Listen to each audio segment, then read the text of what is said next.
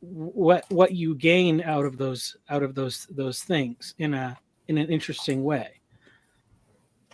Because to have the same list for everybody seems like you're trying to really create a very small culture, or you're really trying to enforce the boundaries of the culture that you allow to express itself. But surely you need foundational texts where, everybody, an official handbook at least. Yeah, well, that's why I said the Bible, but or whatever book your religion is. Yeah, well, but as the canon of accepted books grows, so I'm thinking about this, because they have these classical schools or whatever, and they are saying we want people to read the great books. So if you take a kid's whole educational years, and all the kids are filling, all that time with the same books, you're hitting at the same formative moments. You're really, you are kind of restricting it. It's that would be the extreme, because if you have such a volume of books that everybody has to read, you're missing out on that's the balance, is between how much you should have in common with somebody else and how much your experience can differ, has a different effect. Yes, but I suppose everybody, if they're from different religions and cultures, that they will have their different ideas of what their foundational texts are, and I suppose this is what you have to juggle with. It's like, well, which group are you talking about?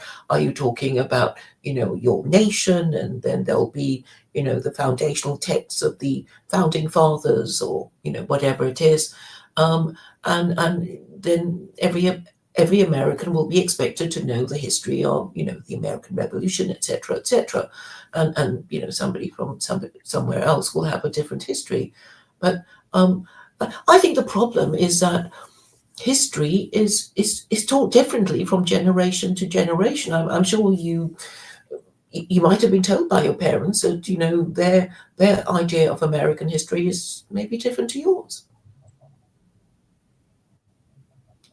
Would you say so, Michael? Possibly. I mean, yeah, I don't know. Because it's taught in a different way. Mm-hmm. Or they leave things out, or they add things in. And I think that's a difficulty. And it seems to me that, every generation, because they're taught their own history in a different way, will have a very different conception to their national identity compared to their parents. But that's also inevitable. Yeah. Yeah. Well, that's so that hits I think that hits another problem of, inevitably each generation is going to pass on something less than the fullest sense of the knowledge and wisdom that they've gained. Each generation will add something new because they have their own life experience, but something from the past will probably be forgotten, or if not, you just get this kind of bloated canon. I think this is kind of some of the problem, what happened with the Catholic Church, why there need to be a reformation, because no one can study and fully know all the writings that have been composed and kept from 30 AD to the present day, and still or if you have to learn all that before you can have a voice or opinion about what's happening here and now, well, you're never going to get there. So you need it to be edited and interpreted, like the good guys won, and who were the good guys, and what the story was, and I guess that kind of thing, right? So I guess for Americans it would be, did the good guys win the American Civil War. And sort of notice that, some Americans haven't gotten over it yet. Well, I don't really believe in good guys or bad guys. That's too that's too shallow of a categorization. So I think there's probably problems on both sides. There's yeah. Yeah, so it seems it wasn't really about slavery after all, because I remember watching this Steven Spielberg movie. I think it was 3 hours long, and it was about Lincoln. And I know I fell asleep and woke up and fell asleep. I think it might have happened 2 or 3 times, but it seemed never ending. But I did take away from that movie that it wasn't really about slavery, and some Americans, would say that. I mean, it was this, famous speech he made that if I could save the Union by freeing all the slaves or keeping all the slaves, I would do that. And am I correct in quoting that speech? I'm not sure, but obviously slavery is very contentious. Yeah, I mean, I wouldn't. Yeah. Hey. Hello. Hi. Nice to meet you. Nice to meet you. You guys are Jewish? Well, I'm a Christian. Oh, okay. Yeah. It just said that it said for Gentiles. Yeah. So so Jacob, who runs the broadcasting on his channel, he's Jewish. So and he usually doesn't stream anything on Saturdays. Because he's observing to honor the Shabbat. Sabbath. So that's why I just put that on. I didn't, just in case for his audience, Oh, okay, yeah. Because I'm trying to figure out what a Jewish. I'm Catholic. I actually have a master's degree in theology, but I've had recently real questions about what it means to be Jewish, because I think it's much more complicated than people take it to be. But I don't, you guys might not be experts on that if you're a Christian. Okay, so I'm Jewish. I'm not only I'm Jewish, I'm nominated by the manager Jacob as the rabbi of North Tel Aviv. And the young Levite in the chat is definitely more Jewish than I am. Okay, so you're Israeli. Yes. Okay, so on your ID, it says nationality Jewish, correct? Yes, I don't know if it's called nationality or religion, but yes. Not called religion. I believe it's called, I believe the Israeli understanding of being Jewish is being a citizen of Israel, right? So, for example, no. If I was Jewish, or if Michael was Jewish, our nationality is Israel, according to Zionism, right? Yeah, then my nationality is Israeli and my religion is Jewish. You have Muslim Israelis and you have Christian Israelis.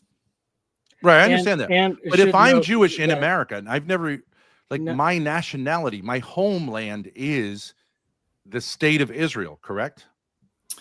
That's why I have a right of return.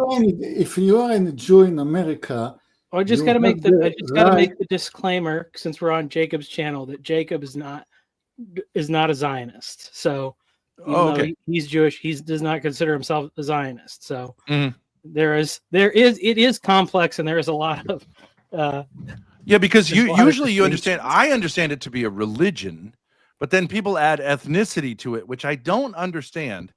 And then now, with Zionism, you add nationality to it, and that makes it to me completely confusing. Okay, so let me try.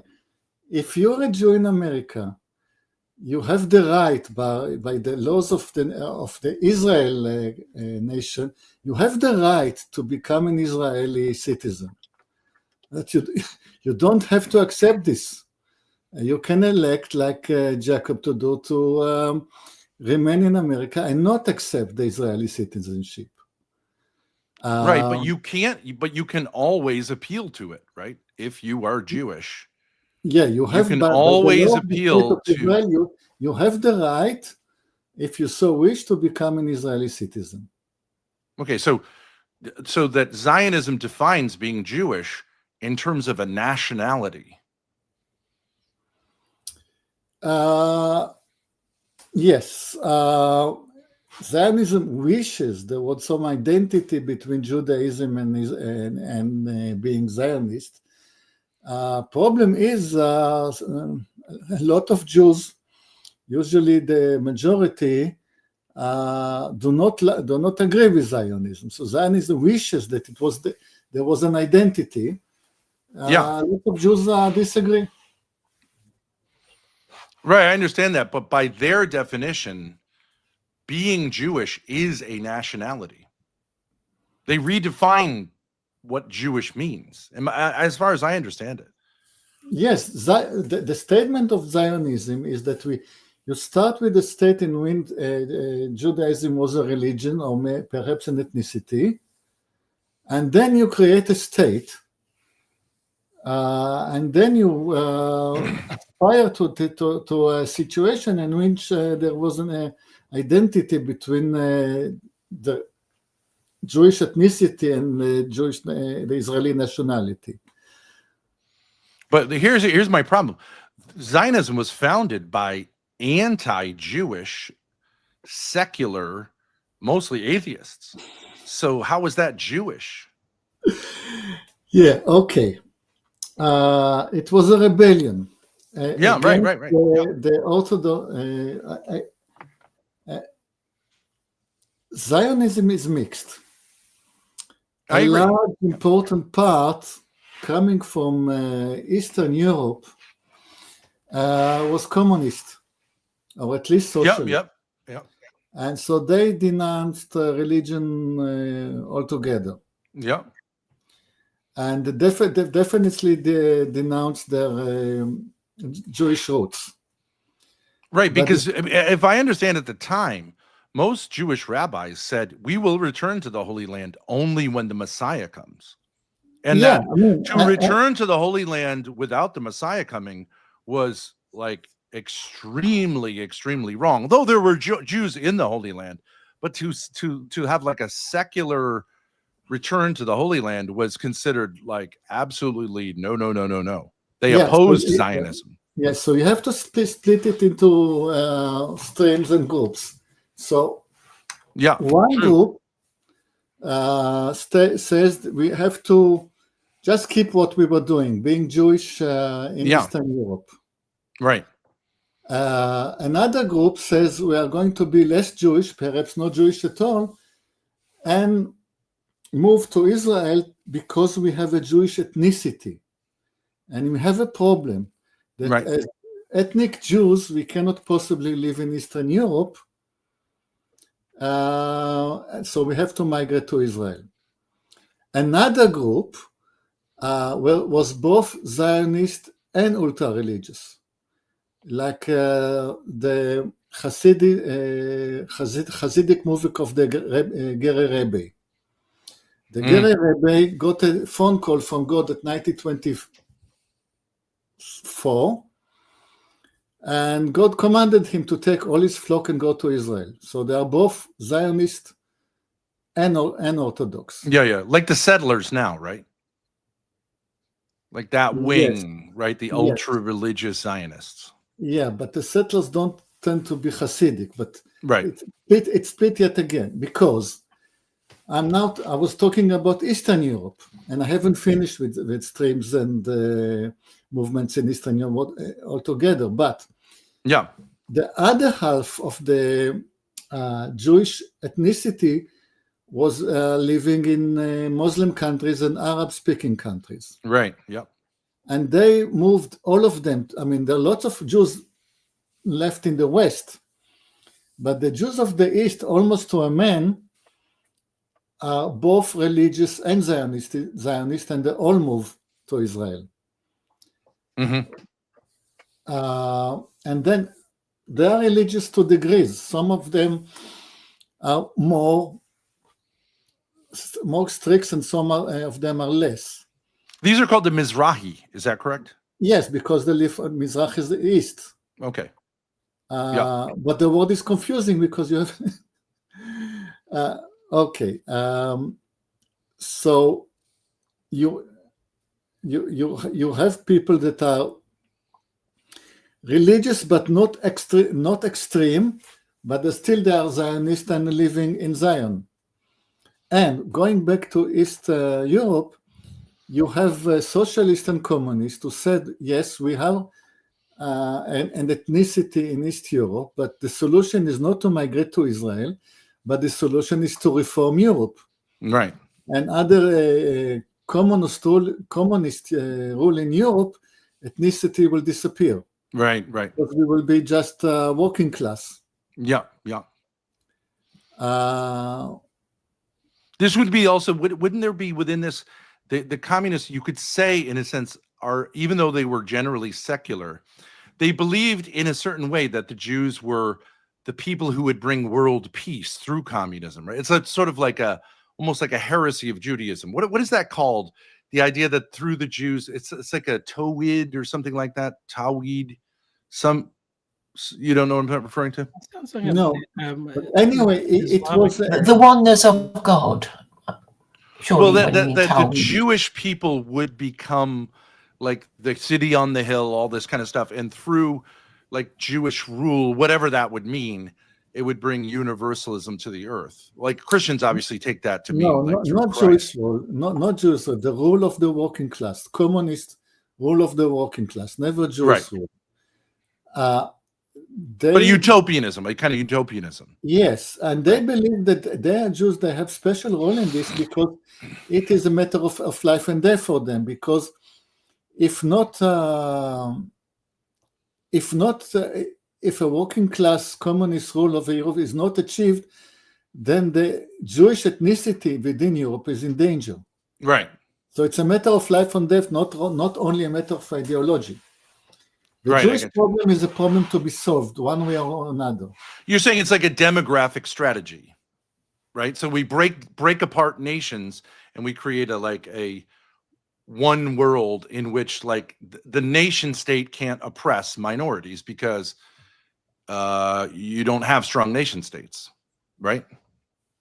Because people will be classified by their profession and not by ethnicity. Yes, that's right. Tikkun olam. That's right. That's the phrase. Thank you. Okay, but the Jewish communist idea was that you will be identified as working class, not as a Jew. Right. All ethnicities get blended in and subsumed into economic strata. Yeah. Right. So that's one way. But here's my question to you. I'm Catholic. I know Muslims. I don't understand how Jews are an ethnicity if Catholics aren't an ethnicity and Muslims aren't an ethnicity. I have never got anyone to answer that for me, because there are distinct customs that Catholics have. There are distinct customs that Muslims have. There's a Muslim culture, there's a Catholic culture, and there's certainly a Jewish culture. But why is that people say there's a Jewish ethnicity, but not that there's a Muslim ethnicity or a Catholic ethnicity? I don't understand the difference. Okay, I tell you something. If you're Catholic and you convert to be Protestant, within one generation, nobody will remember that you were ever a Catholic. Nobody will ever come after you because your father was Catholic. That's me. If you're a Jew, 2 generations down the line, people will still call you a Jew. Oh, well, wait a second. Let me push back a little bit on that. If you're Irish and you're raised in a like strong Catholic culture, if you become Protestant, you will be seen as a traitor to your people for many generations. And so that's not necessarily true. But like there are Jews also. If a Jew becomes Catholic, converts, being Irish is an ethnicity. I agree. Well, but it's tied into the religion. So there's, I mean, there's an interesting thing. In some sense, maybe you could just say it's the fact that there is both an ethnicity that is called Jewish and a religion that is called Jewish. So because I'm not Jewish, but my wife is, I guess you'd say ethnically Jewish. We're both Christians, and so my children are ethnically Jewish. Yeah. But it is a very strange thing how it's like, okay, so I'm Italian. My dad was Italian. He was Catholic. then he became born again. So I'm not Catholic, but I'm still Italian. So I'm an Italian Christian, but there's something about, I guess, because the religion is also associated with it, that it's very hard to maintain Jewish, even ethnic identity once you become a Christian. Or a lot of people assume if you say like you're a Jewish Christian, that means that you are practicing in some way. Like I believe that Jews will no longer consider you a Jew, right? Yeah. So your wife cannot exercise the right to return as a Christian. Well, yeah, I mean, no, that's a matter of Israeli law. I don't know. She did go on one of those birthright trips when she graduated high school and all that. But so I don't know exactly how it goes with the national, being like since it's a secular nation essentially. Because it's a Jewish nation, right? It's not just. Well, so I mean, I guess define it as Jewish, but I don't know what that means. Yeah, so okay, so to say, like, my wife's not Jewish according to maybe many of the Jewish people like that are practicing at the synagogue, but she's kind of in the same boat of, like, I don't know, Jerry Seinfeld or all the Hollywood people that are Jewish and not religious. So yeah, it is a confusing thing, and I think, I don't know, maybe it's just the conflation of those things that gives a stigma where sometimes it just gets more downplayed or whatever. But Michael, you as, like, I would use the term Protestant. I don't mean to take offense. If you want to say born again Christian, whatever you want to say. Protestant. But, like, so you were raised in Italian Catholic culture, which is very distinct. I lived in an Italian neighborhood in Providence for 25 years. Like, it's definitely a thing. Whenever I went to church, they were like, "Why your name a no end in a vowel?" You know what I mean? It was like so Italian. Providence, Rhode Island. Yeah. Okay. Yeah, I grew up in Massachusetts. I went to school in Providence. So. Yeah. Okay. And you still have ethnic on. Oh, you did Providence College? I went to there used to be a Bible college where I was right outside Providence called. Oh, I know, in Barrington, right? Zion, yes, Zion Bible College. Yeah. They changed their name because it turns out that having the word Zion on your, like, transcript makes it difficult to get visas to go to certain other countries. Oh, really? So for people that wanted to be missionaries or whatever, that didn't help them out. Oh, really? Yeah, that's funny. Yeah. So we're literally right. My daughter is here with me. Like, we're right down the road from Barrington. Okay. So that's so funny. It's a small world, but you have these enclaves. Yeah. And obviously there's so many things that go with being let's say an Italian American, the cannoli, the associations with the mafia, the gold chains, whatever you want to say. I'm not trying to be like there are stereotypes, right? So, but I don't see how, but like, then you also have like Jews in Providence. Okay. And they have stereotypes on, like, New York bagels. My daughter travels with me, bagels, knish, food, all this kind of stuff. I don't see how it's essentially different. There are non-observant Catholics, but I'm sure that you experience some conflict with your Italian family, that you're what I would call Protestant, right? In the same way that it's sort of odd for a Jewish person to become Christian. And I just don't see how it isn't. Catholicism, we all agree, is a religion, not an ethnicity. Yeah. But it has, it has ties to culture, right? So, like, churches look a certain way.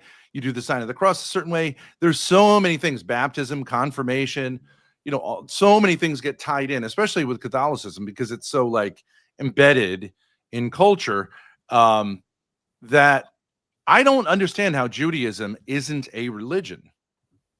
I just think it is. I think it's a religion, period, not an ethnicity. Well, it is certainly a religion.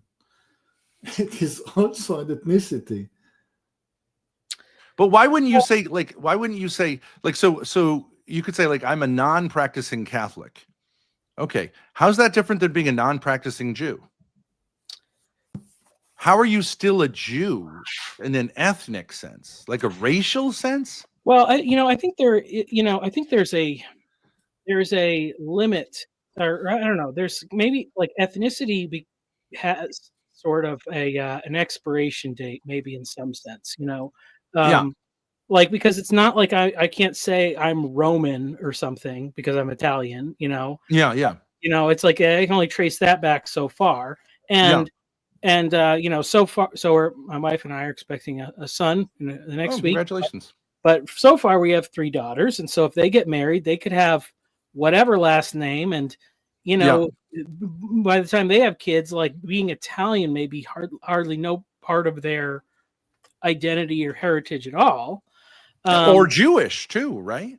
Yeah, I mean, well, yeah. So it depends. I mean, so it depends, I guess. In some of that stuff, it's like, we try to preserve some of all those elements in in our family culture. I mean, and I think if you do that, so if you put the effort in, that obviously extends how deep and how long those things will continue. But that's really fascinating. So actually, as an half Italian family, you try to keep some of the Italian traditions, but not the Catholic stuff, I assume.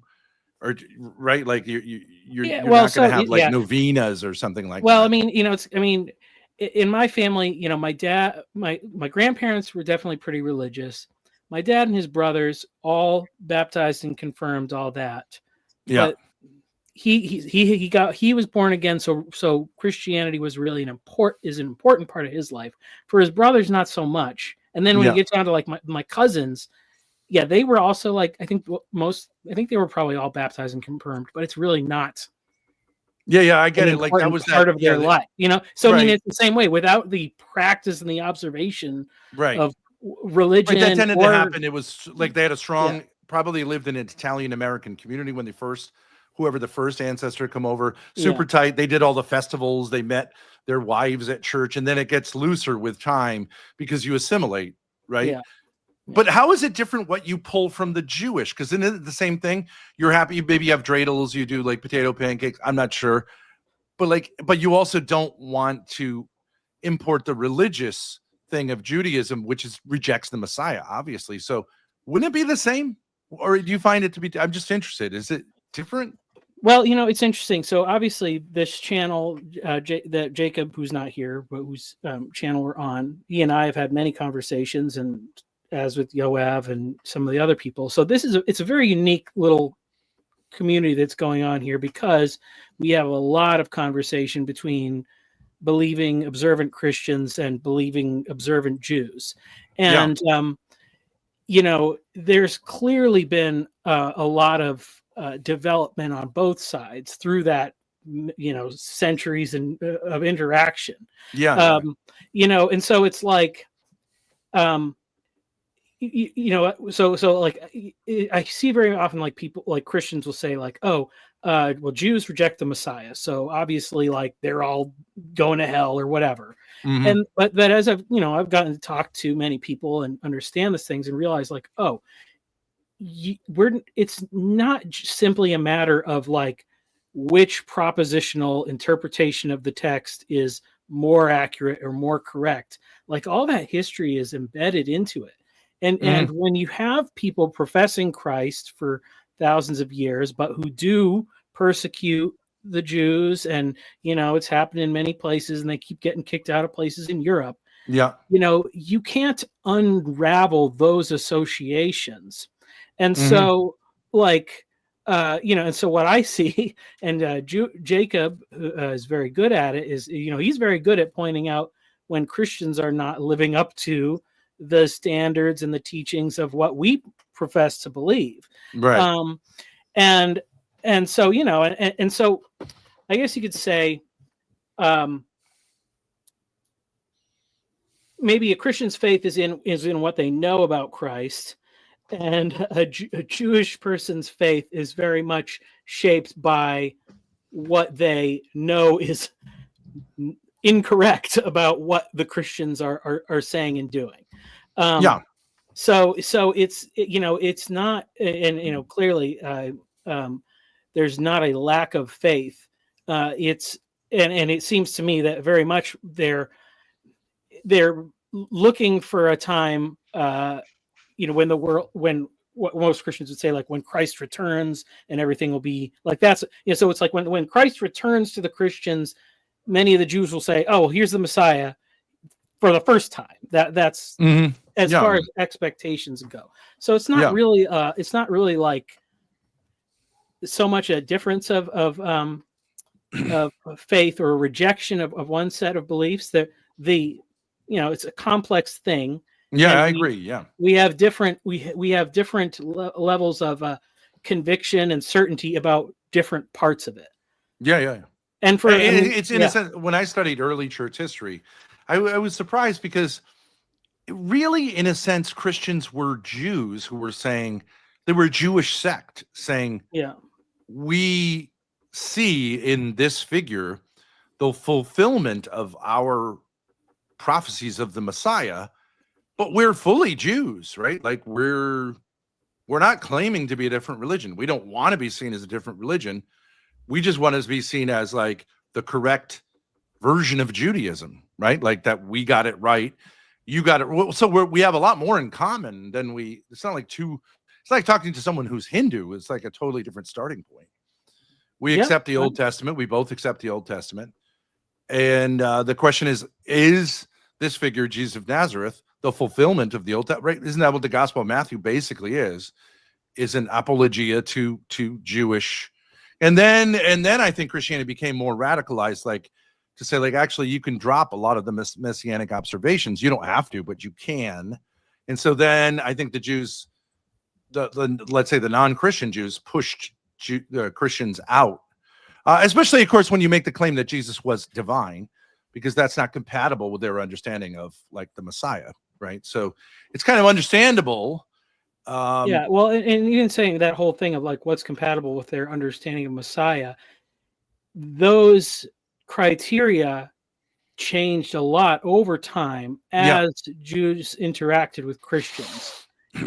So like it's not, and Christianity obviously has also developed many ways and now has many different streams, not of all who agree, sure, that we're all on the same, but clearly is still there, but clearly even in the New Testament our Lord avoided claiming divinity because he knew that like that would be seen as blasphemous, right? Yeah, I mean, yes, I think, and so it's interesting. So there's another guy that hangs around here who's a biblical Unitarian. So, and his essentially, if I don't want to totally misrepresent his beliefs, but like Jesus was not God until maybe the resurrection or something like that, and then it's like so. But up until then and all that stuff, he was, not pre-existent and all that, right. And it's like between the two heresies of like something like that. Versus a Gnosticism that says like he's just a divine apparition. Well, the Bible is very clearly in favor of erring on the side of too much humanity rather than too much divinity. Like that's what it speaks about in 1 John. Like any spirit that denies that Jesus Christ came in the flesh is not right. Right. So and even there it's almost kind of the same thing. It's like you don't because once you get to the point of having creeds and confessions and you have this thing where you must affirm this whole list of stuff or you're not in. But if your doubts are based in, I mean, I'd say most of the time they're probably rooted in the fact that the people who are in charge are hypocrites and they suck and they screw up stuff. So people just are like, I don't, whatever I believe, it's the opposite of that guy, but I mean, no religions claim that every adherent of the religion is perfect, right? So but it's just to say that the line between faith and doubt is not, it comes to like a razor point there, really. It's what you're doubting is very close to what you're believing. I guess you could say it's showing, so. Yeah. Although there are versions, so it's interesting. I have the reverse of you. I was raised in a Calvinist way by, especially my father. So in that view, you actually can't ask questions because the idea is you're so sinful that your questions are sinful. So it's an easy way of getting out of having to answer questions like, why would God damn someone before they're born? Right? Yeah. How could the just God do that? And then they tell you like, well, you don't know the ways of God, so just shut up. But like, so that was the appeal of Catholicism, because they'll say like, oh, no. We can answer your questions. God didn't give you a mind not to use, and you can ask questions, but there are limits. So I imagine you'd be in a similar space, because a lot of Protestantism does tend to be like, you go to hell if you don't acknowledge Jesus Christ as your Lord and Savior. More so, I think, than Catholicism does that. Yeah, we tend to be more like. If I may interrupt, first of all, welcome Chezi, and I want to tell Ben that Chezi is your expert on Judaism. Oh, you okay. have a one in a lifetime opportunity to really get all your questions answered. Yeah. But first, I want to ask Chezi, we are in an unfortunate situation in which our layout is vertical in YouTube. There should be two. Oh, I see a horizontal. There's a horizontal version. There's two streams, so you can pick whichever one you want. There is a horizontal stream as well. Yeah. Okay. So Chezi, I encourage you to get into the fray. First off, welcome, Ben. Thank you. Nice to meet you. I can't really hear you. You're sorry. fine. Is it better? That's better. So welcome, Michael. I hope you had a fantastic weekend, and Yoav, I hope you had a wonderful and spiritual Shabbat. And Claire's here. What's up, sister? Doing all right? All right. She's doing. Hi, Hezzy. So I heard some.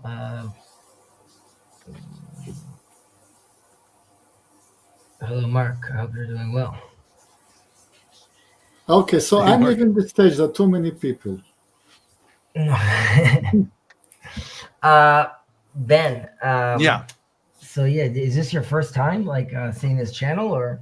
Yeah, I just popped on. I have studied religion. I have a master's degree in theology from a Jesuit university, and I also have been really interested in.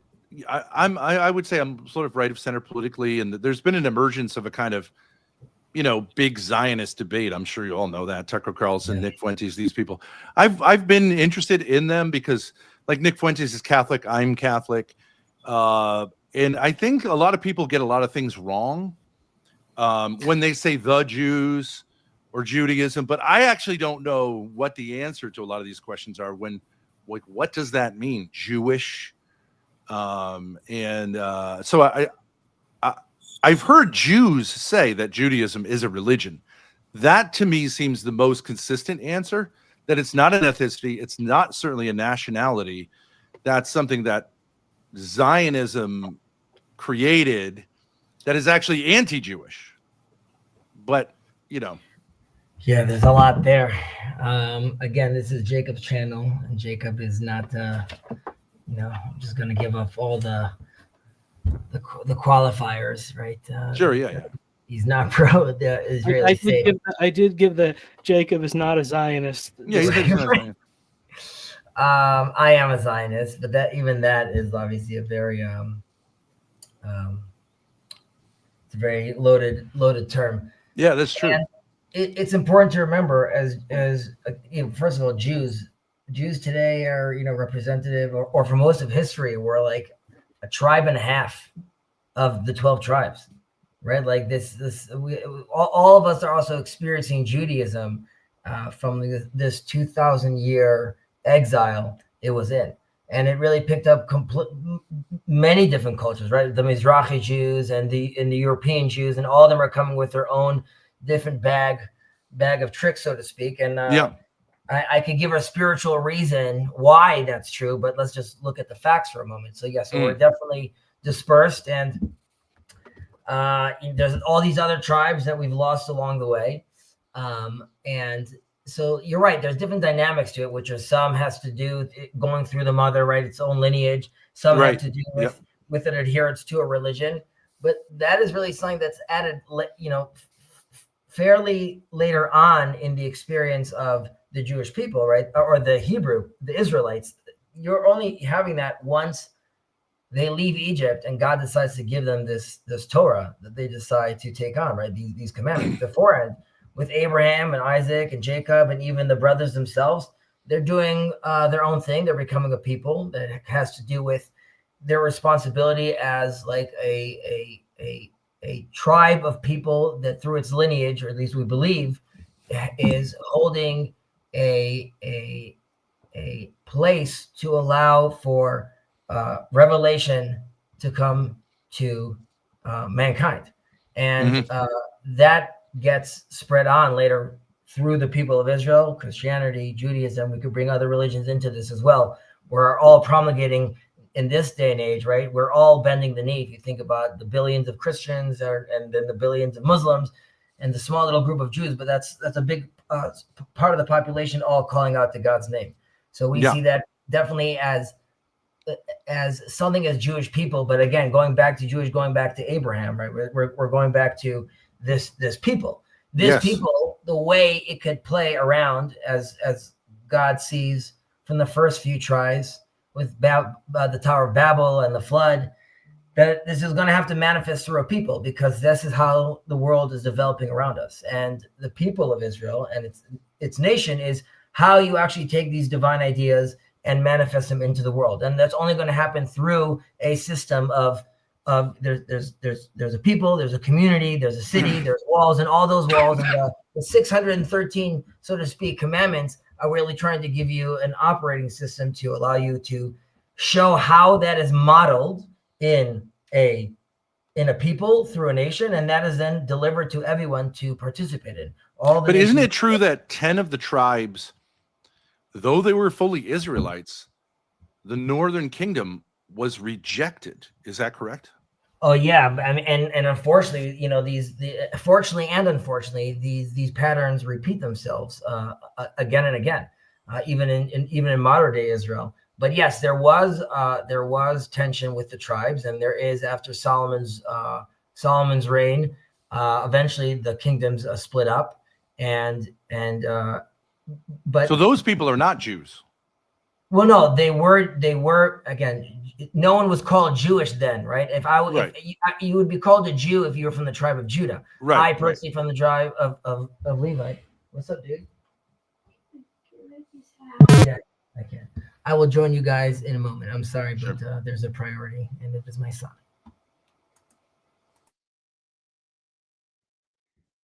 Cool.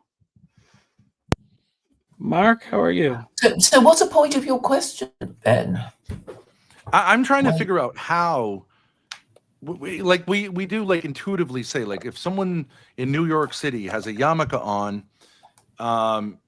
and eats like Reubens, even without the yarmulke, he has a certain accent. You're Jewish if your mother is a Jewess at the time of your birth. Why is that like Jewish ethnicity, whereas like someone like Michael, who grew up Italian Catholic, doesn't have a Italian Catholic or Catholic ethnicity? Why would we say, yeah, he's Italian, but he's not Catholic? Why is it? It's only in Jews that religion and ethnicity are merged, right? And therefore they're not. If you're a Jew, you're expected to practice Judaism, but we know there are lots of secular, liberal, assimilated Jews, but they should be treated as heretics, and actually the Torah says they are to be stoned for breaking the Sabbath. They're not even supposed to exist. If you're baptized Catholic, you're the idea of Catholicism is you're baptized Catholic, you are supposed to be faithful to Catholicism for your whole life, right? You're actually legally, technically speaking, under the jurisdiction of the Pope. You are subject. What if you were never confirmed? I mean, You still are by weren't baptism. consulted about being baptized. You were never asked. There was a famous incident in history. I'm not saying you have to believe this. I'm just saying there's a famous incident in history where a Jewish child was baptized by a devout nursery woman. So she baptized. She thought the kid was going to die. She believed that baptism was necessary for salvation. Baptized. The kid survived, and then there was a problem because a Catholic child has the obligation to receive a Catholic formation. So this kid is in a Jewish household, and the Pope becomes aware of this. Because he was in the Papal States, he was pulled away from his Jewish family, away from his Jewish community, and raised Catholic because the Pope had an obligation. He didn't want to do this, but had an obligation because that was the understanding. And that still is the understanding to this day. I forget the name of the Dreyfus, maybe was the Dreyfus affair, something like that. Well, he was French. It was very scandalous. Of course, Jews were like, "What are you doing? You can't just take our kids away because some crazy, and she wasn't supposed to do that." What's your point, really, Ben? Because so you're saying that Jews have an obligation to fulfill the Mosaic Law. I agree. Baptized Catholics have an obligation to be faithful to the Pope. Muslims have a series of obligations as well. I'm sure. I don't know the details, but I don't see where the big difference is. It's not the big difference is that you cannot escape the inheritance of his race, because if you're a Jew, you're not supposed to be any other religion than Judaism, and if you fall out of it, then you'd be considered a heretic, and then there are death penalties for idolatry and blasphemy, and that was why How is that different Jesus than Catholics? Executed. How is that different? That's a story. I don't think I'm saying anything controversial there. How is that different than Catholicism or Islam? Well, I'm sorry that I ran off.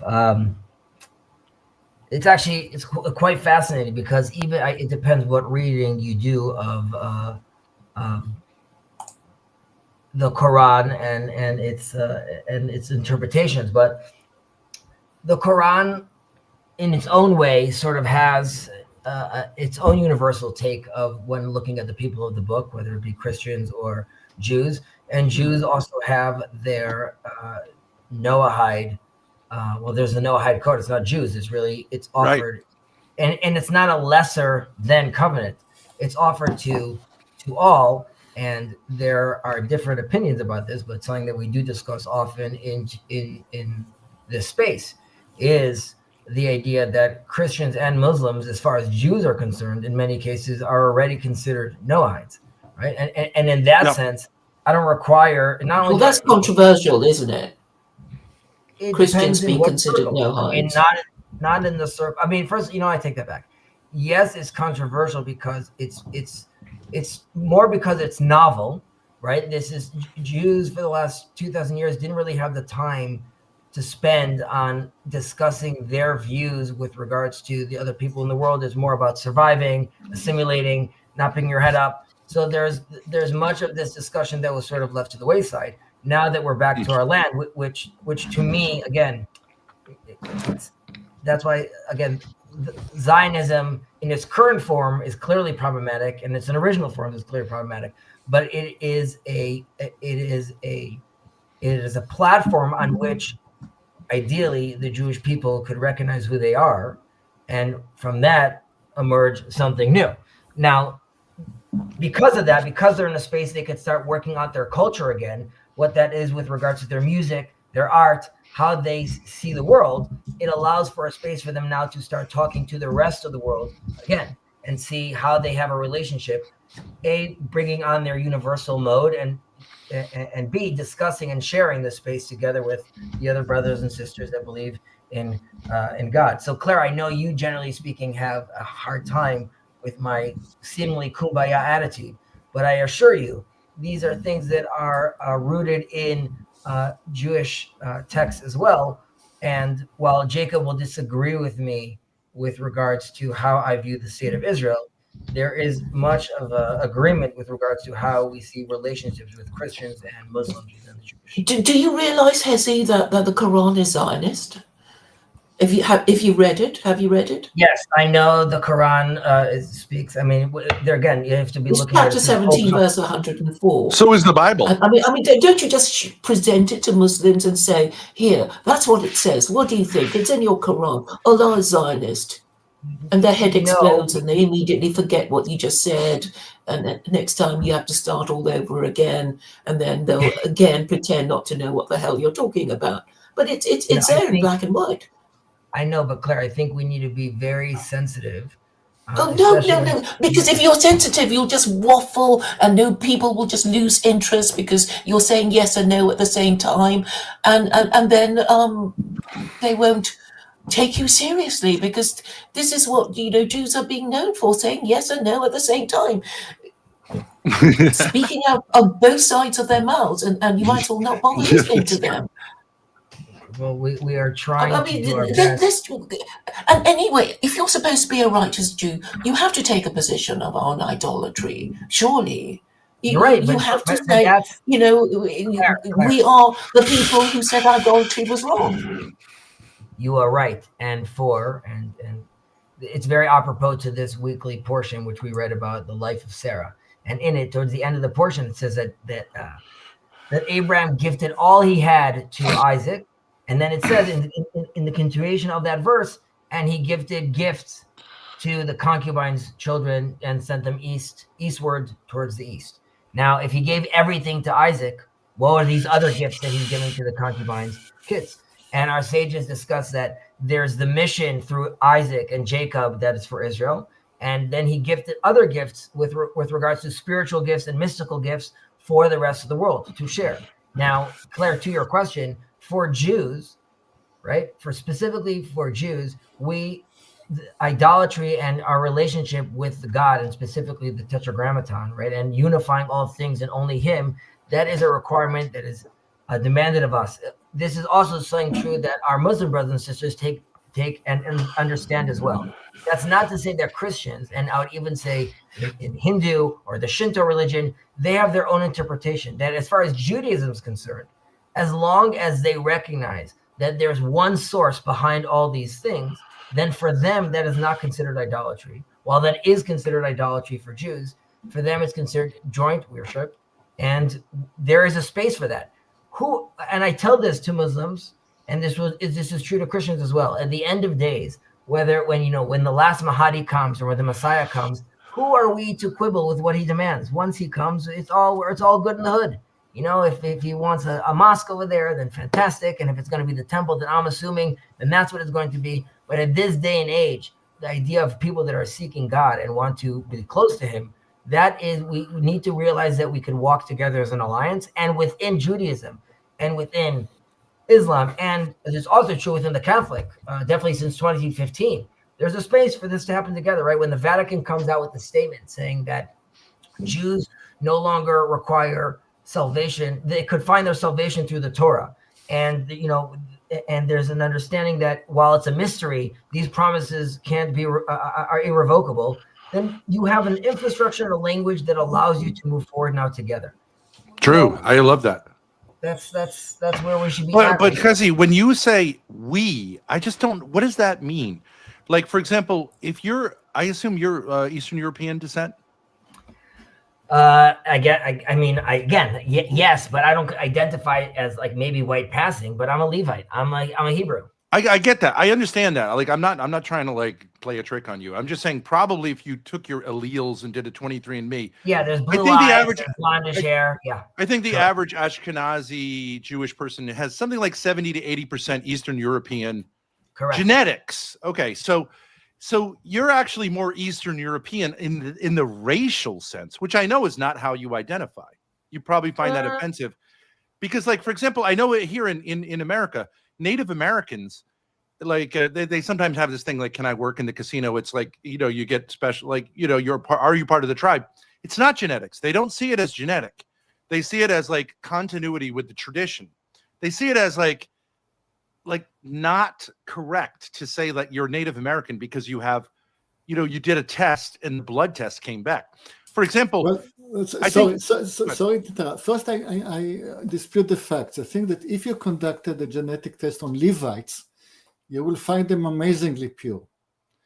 And second, Judaism doesn't encourage people to convert into Judaism.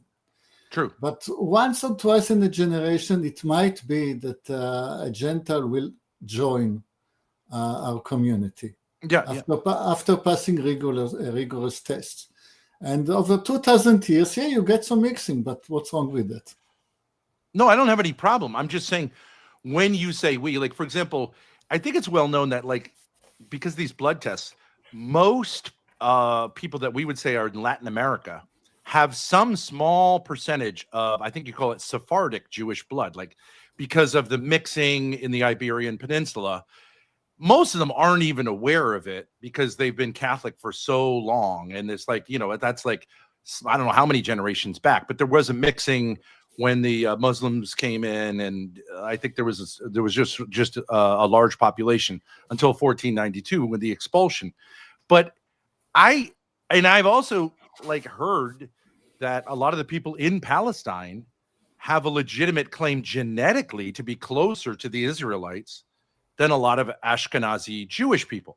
Now, all that's racial theory. And I think obviously in the light of the 20th century, we don't want to do racial theories. Like, I don't think that stuff really holds up.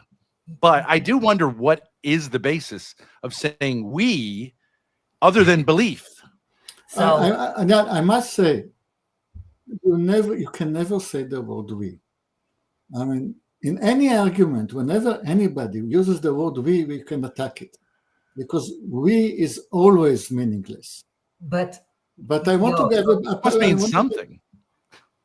I want to just clarify, because I'm the one who said we. We meant God seekers, not Jews, Christians, Muslims. It was a collective group. Not number one. Number two, to where you were taking it, which is fine. I understand the misunderstanding. Like you have said, I believe there's actually 4 distinct markers in Levite. If you checked Levite DNA, which go back to 4 specific females, potentially the 4 matriarchs. Secondly, because of the strict, and this wasn't always the case, it's going through the mother, but because of that's what it developed, that allowed that tradition, like you just said, the traditions and those cultures, it was an accelerator, because you managed to keep these things, of course, very sort of tight knit. So I don't see in any way Jews as genetically superior, and I don't see us and by a chosen people. Again, it does not mean chosen. In Hebrew, it's easier to talk about this. It has to do with its own capabilities. Each nation has its own chosenness and its own capabilities.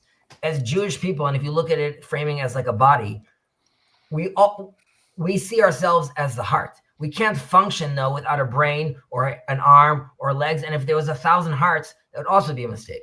We just see, or a different analogy would be, everyone is welcome into the house of God. We see ourselves as the chimney cleaners, just to make sure that there's proper revelation channels. And through Christianity and Islam, and this is how at least Maimonides frames it, he says these are clearly path makers for the Messiah. And, he also discusses that we can't obviously know ultimately God's plan, right? We don't know how these things manifest at the end of the day. But it cannot, on the other hand, it can't be denied when you see these this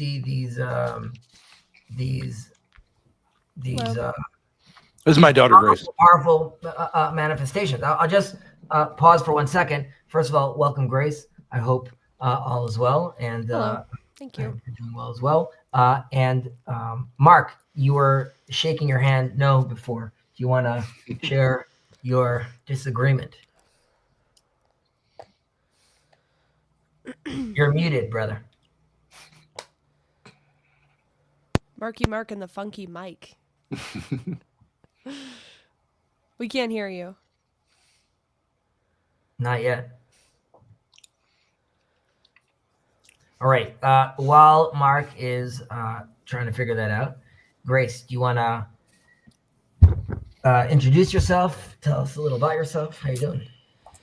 Yeah, I was just listening to the conversation. I think it's a really interesting question. Like, what is a Jew? Is it a religion? Is it an ethnicity? And I think especially my generation, there's a lot of, I don't know if you would consider anti-Semitism, but I would say there is some straight up anti-Semitism of just like saying like the Jews run everything, yada yada.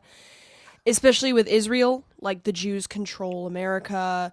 And I think it would be important to clarify whether Israelis represent Jews, whether they represent them religiously, whether it's a separate nation, the dual loyalty thing. I just think there's a lot of stuff I have questions about. So Yeah, like really interesting. like Hezi, like you're aware that like when a lot of like goy will say Marxism is a Jewish thing. Communism is a Jewish thing. But if you actually look into Marx, he was Jewish, but he actually repudiated Judaism. He was like, in a certain sense, anti-Jewish. He hated like Jewish bourgeois culture, and he rebelled against it. So it's weird to say, though there were a lot of Jews involved at the beginnings of like Bolshevism, that's true. They were, in a sense, rebels against Judaism. And similarly with Zionism, in many ways, Zionism was a repudiation of the traditional Jewish idea of living in peace and being patriotic in the nation that you're in until the Messiah comes and God sees fit to bring it back to the Holy Land. It was like no, we're just going to take matters into our own hands. The rabbis at the time, I think, largely said, no, that's not the way we're going to do this. And so now we create this situation where you have people like, I don't know if you're aware, Nick Fuentes, very big guy, kind of exploding. And he's saying things about the Jews that I think are about, in a certain sense, the anti-Jews. They're not really faithful to Judaism, but it all depends how you define it. There's a lot there, and Grace is touching upon something that's very real, obviously, and I'm saying you could see, let's say, its manifestations. If you're talking about like politically right now on the right with Candace Owens and like Nick Fuentes, but of course, there's different levels of and vantage points of how we're looking at this, right? Also, you could look at the UN, you could look at, and obviously a lot of this has become relevant since the last war in Gaza. And Grace, I'm painting a picture over here, but I'm also going to respond to sort of the things that you were pointing out as well. Yeah. Why not just divide Jews between righteous and unrighteous Jews? Isn't that the simple? But that's simplicity. We're going on a little. Who's going to decide who are the righteous ones?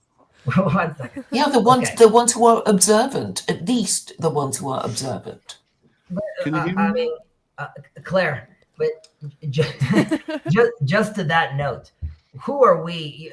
Again, there's an unobservant Jew in Israel that risked his life to save a Jewish family. Do we know how Master of the Universe quantifies such an act? Right? Is that worth 7 prayers? Is it like, we should humble ourselves and know and be careful when we start coming out with these kind of judgments. But I'm going back to like the larger substitute our opinions for what's in the Torah. Right, but the Torah and its rabbis have many interpretations to this beautiful, wonderful wellspring of knowledge. But I digress. But logic surely tells you that, you have to be observant in order to be considered righteous as a Jew, don't you? So I would say that is true, and like what you don't like this double speech, it's much, much more than that. But 1 second, so bear with me for a second, Claire. I want to just lay out an idea because some questions were discussed over here. So yes, I'm aware of those things that you're talking about. And it behooves Israel to respond to that and sort of, and that is a big tension felt all over the world. Now, when you're saying this is something that's like recent, Grace, I would say that this is something that became actually subconsciously felt in the world in 1948. When the Bible sort of becomes alive, so to speak, when these people that should have sort of disappeared, right, come and suddenly have a state again. And this becomes, for Christians around the world, which is predominantly, you have to think about America then as much more Christian as well, and the Muslim world, they're seeing something that is very, very puzzling, because this is the people that sort of to be forgotten. And now we see these people, right, that are coming back to this land, which is also, there's a whole biblical context around this as well. And that, I would say, is the first point where this tension really becomes palpable for a lot of people. And now we're not going to do in this conversation, go through like a whole political conversation about the state of Israel itself. But needless to say, and I'll put this in you should look at it in this context, that the Declaration of Independence, which is put together by secular people like Ben is talking about, nevertheless says that this is the vision of our prophets, right? That's what's inside over there. The word democracy does actually never show up over there. But coming back, and the tikkun olam that we were talking about, this idea, right? That resonated with Jews because of their own messianic ideas of rectifying the world, right? So when a movement comes, or any general movements come, and the Enlightenment came, and movements that offered some sort of vision of a platform for Jews, that became very exciting, right? Because this is something that our ear has been tuned to listen to for thousands of years. And suddenly you get to this place where not only are Jews not pushed to the side, they're actually invited to join the party. And generations of rigorous culture of study, right, suddenly become very, very desirable in a lot of this conversation in this intellectual milieu. So you could understand why that became very, very enticing to them. That doesn't mean, like you said, that there are many Jews out there in the world that might be genetically Jewish, right, but culturally want nothing to do with it. There are self-hating Jews as well. And that is, of course, a reality.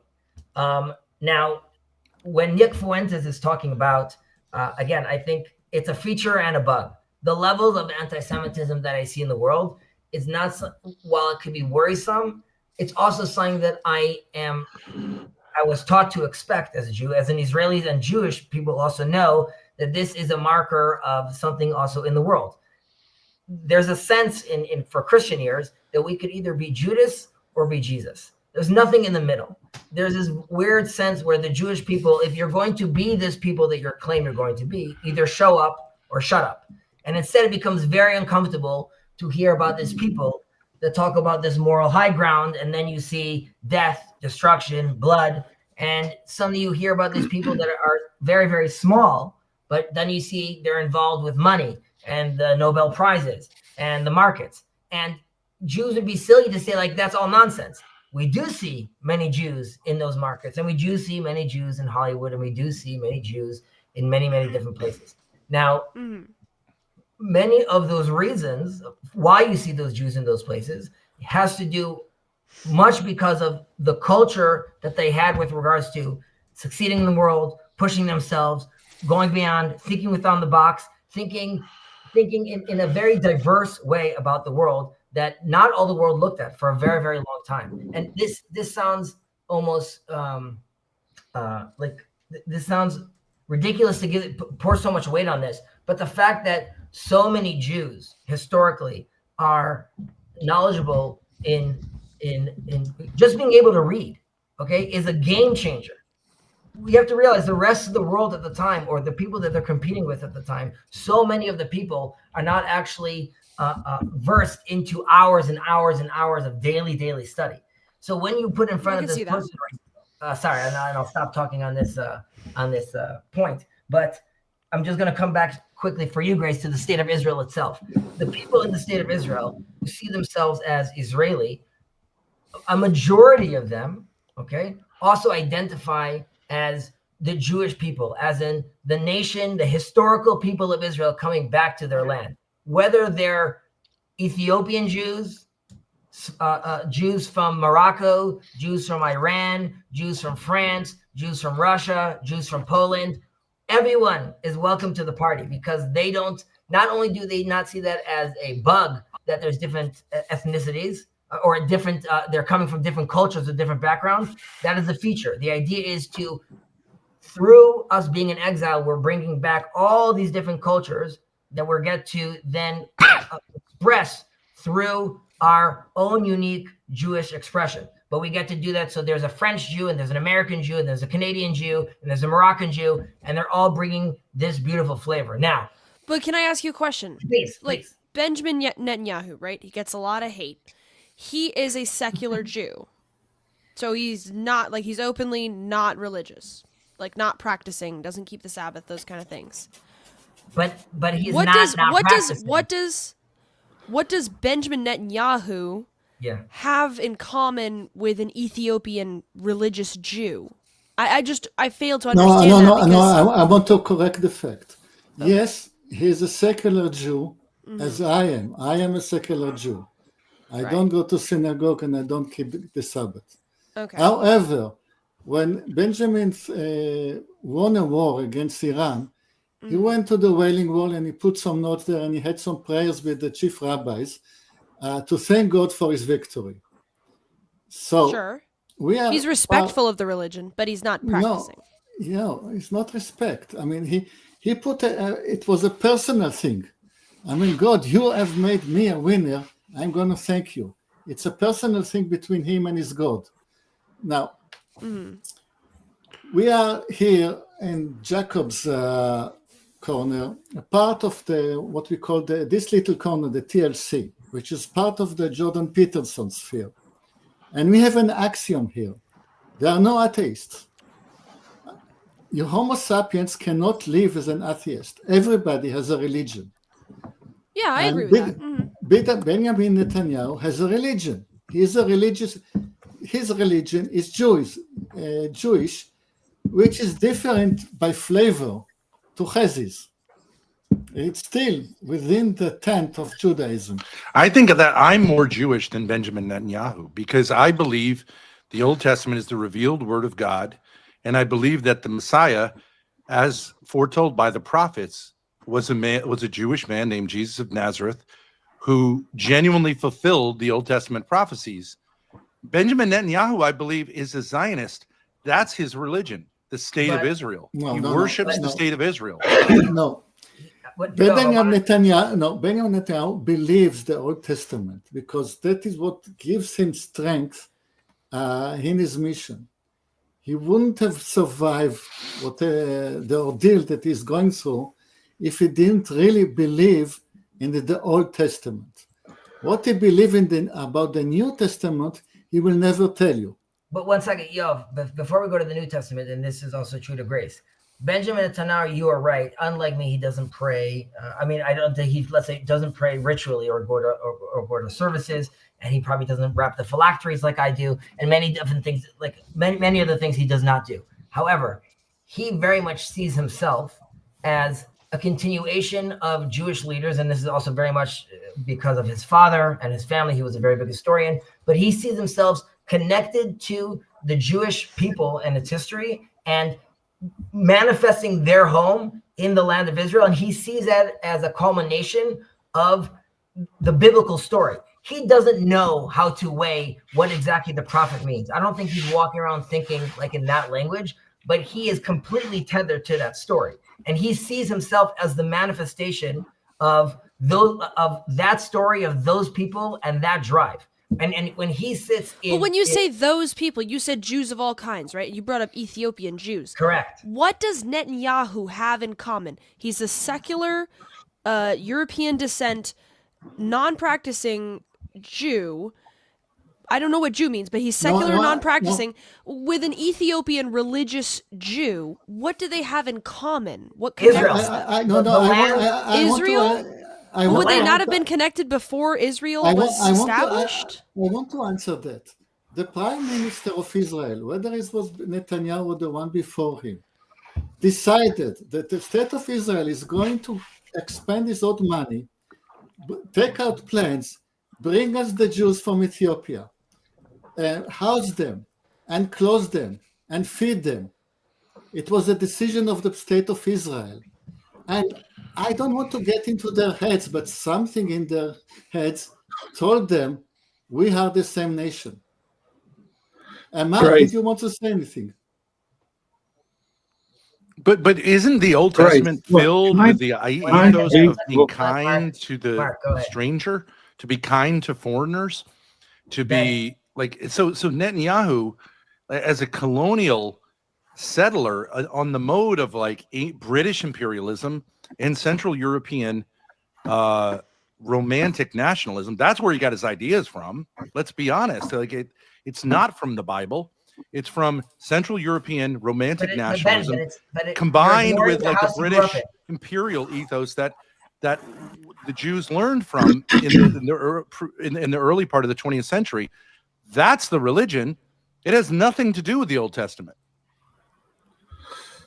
My turn? Mark, go ahead. Grace. Tell me a government of any country anywhere that will not lie through its teeth and broadcast its own propaganda to propel its own mission statement, for want of a better word. Okay? They all lie to us. Netanyahu is no different to Trump or Starmer or Macron or anyone else, okay? They all lie through their teeth to get whatever they want and whatever they think is a good thing for them. Okay. And often it's mostly not in the interests of the country, it's in their own interests. But there are degrees of that. There are degrees of that. No? Netanyahu with. There are degrees of that, of lying. Say again, Ben? There are degrees to which people lie and propagandize and everything else, right? Like some. Mark, how much? No. Mark, you don't think there's ever been a leader in history who actually cared about his people? There may have been. Can you name any? Well, so, I mean, just to say everyone is the equivalent, then you couldn't really even point out Hitler and Stalin as particularly egregious politicians, which they were.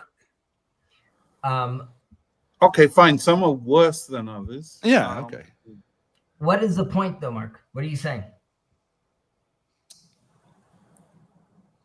Okay, I've been trying to work out how to say this for a while, not just today, like for weeks. So who on this cast is American? So let's pretend we're all American for the sake of what I'm about to say. How many of us signed up to the Patriot Act? Did you sign it? You said, Patriot Act, that's a great idea. I'll sign this. Who did that? I wouldn't have. You wouldn't have. I wouldn't have. Anyone would have? Well, our representatives voted for it, and we elected them. Yeah, but collectively. You wouldn't have. Nobody would have, apart from our representatives.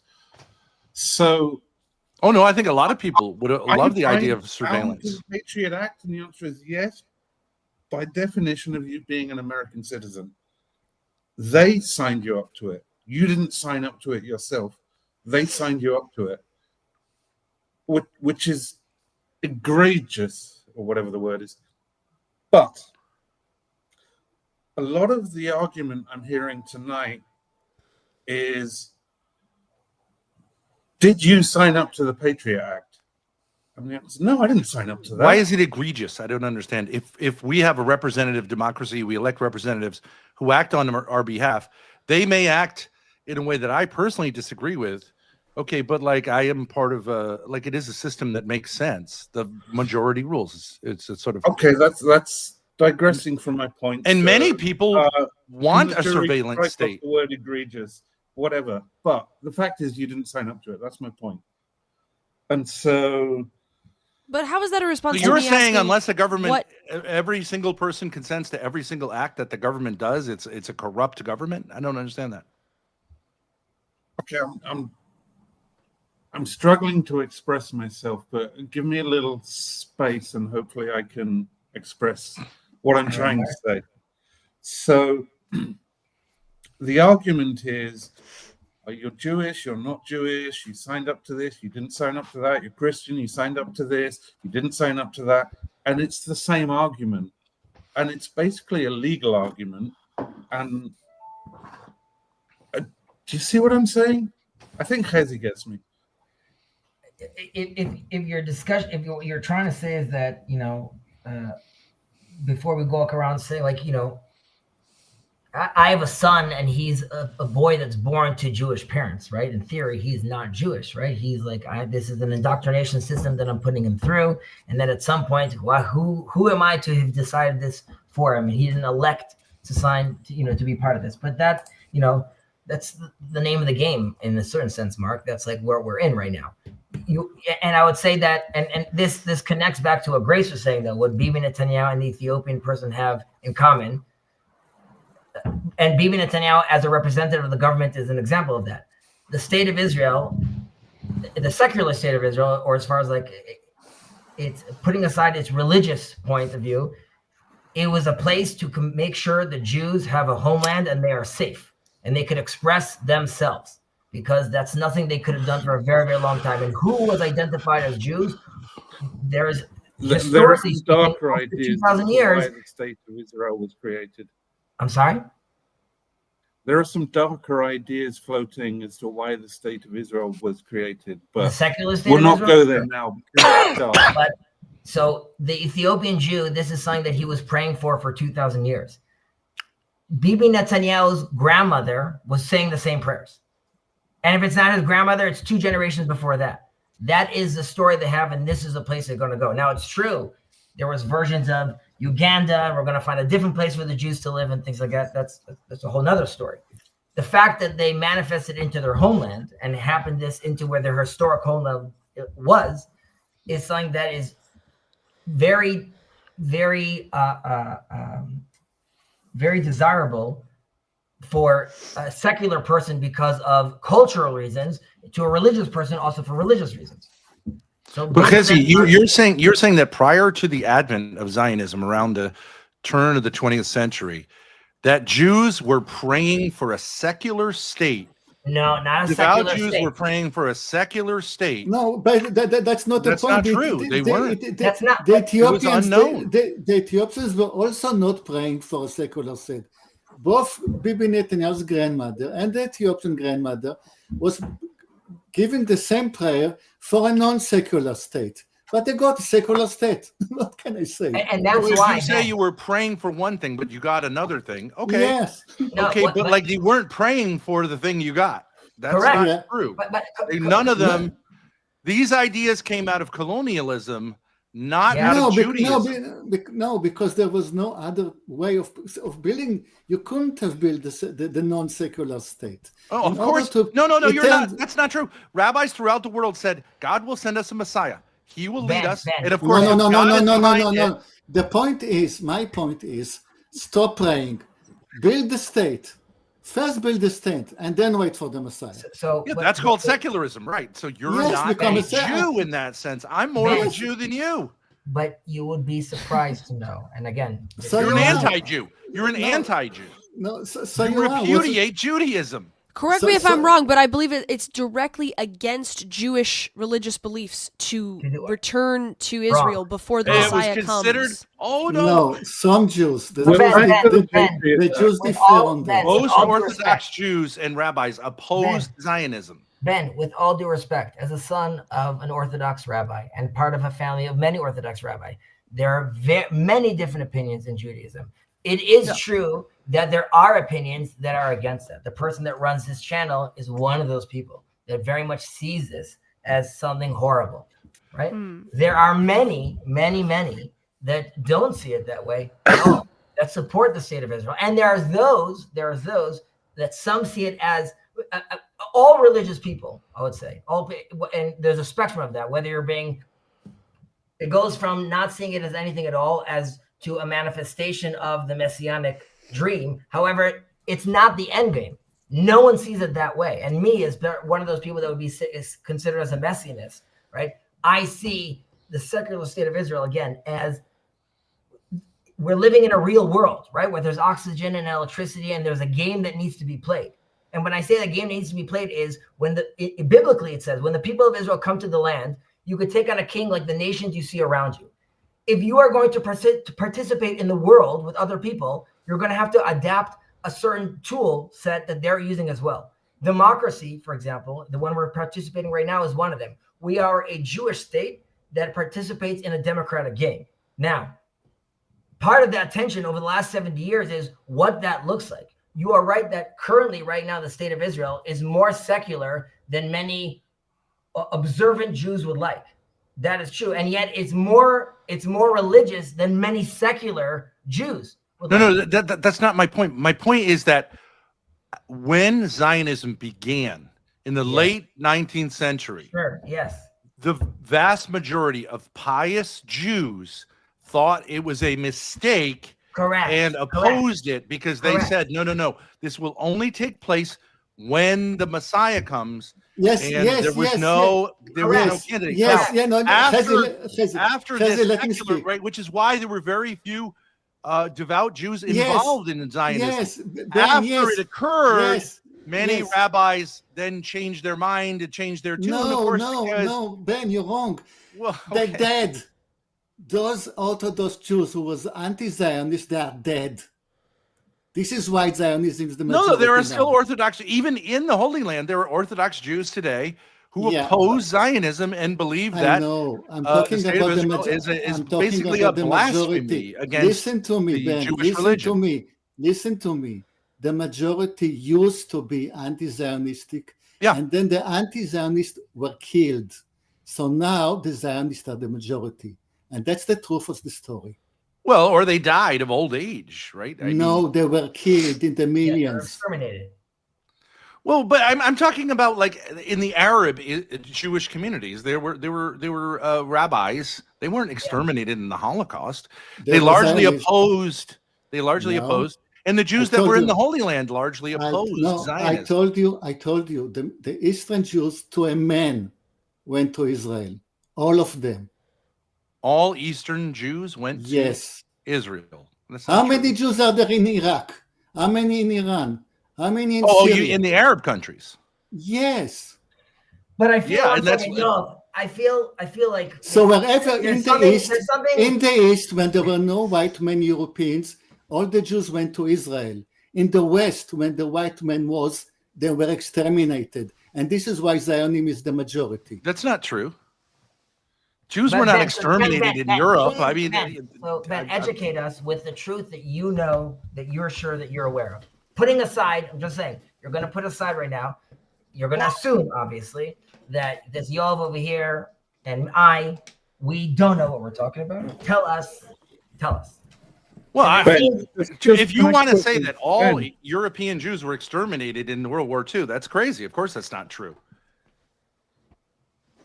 That what? I'm sorry. Many Jews escaped from Europe. Some Jews continue to live in Europe, obviously. So to say something as ridiculous as every European Jew was exterminated in the Second World War. Do you think he meant every single Jew?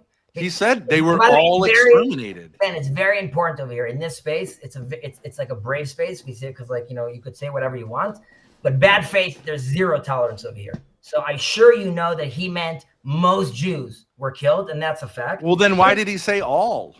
So does that really bother you? Stop for a second before you answer and think of the conversation you're participating in. Yes, it bothers me. I think we should be careful with our words. Right. Okay. So now I think so any mistake, right? If you say like a little, you meant a bit. What's the level? I'm just saying he could say like, no, that's not what I meant. Okay, but I think when we start saying all Jews this and that, don't you understand the problem with saying all Jews this and that? No. Don't you get how that could be dangerous?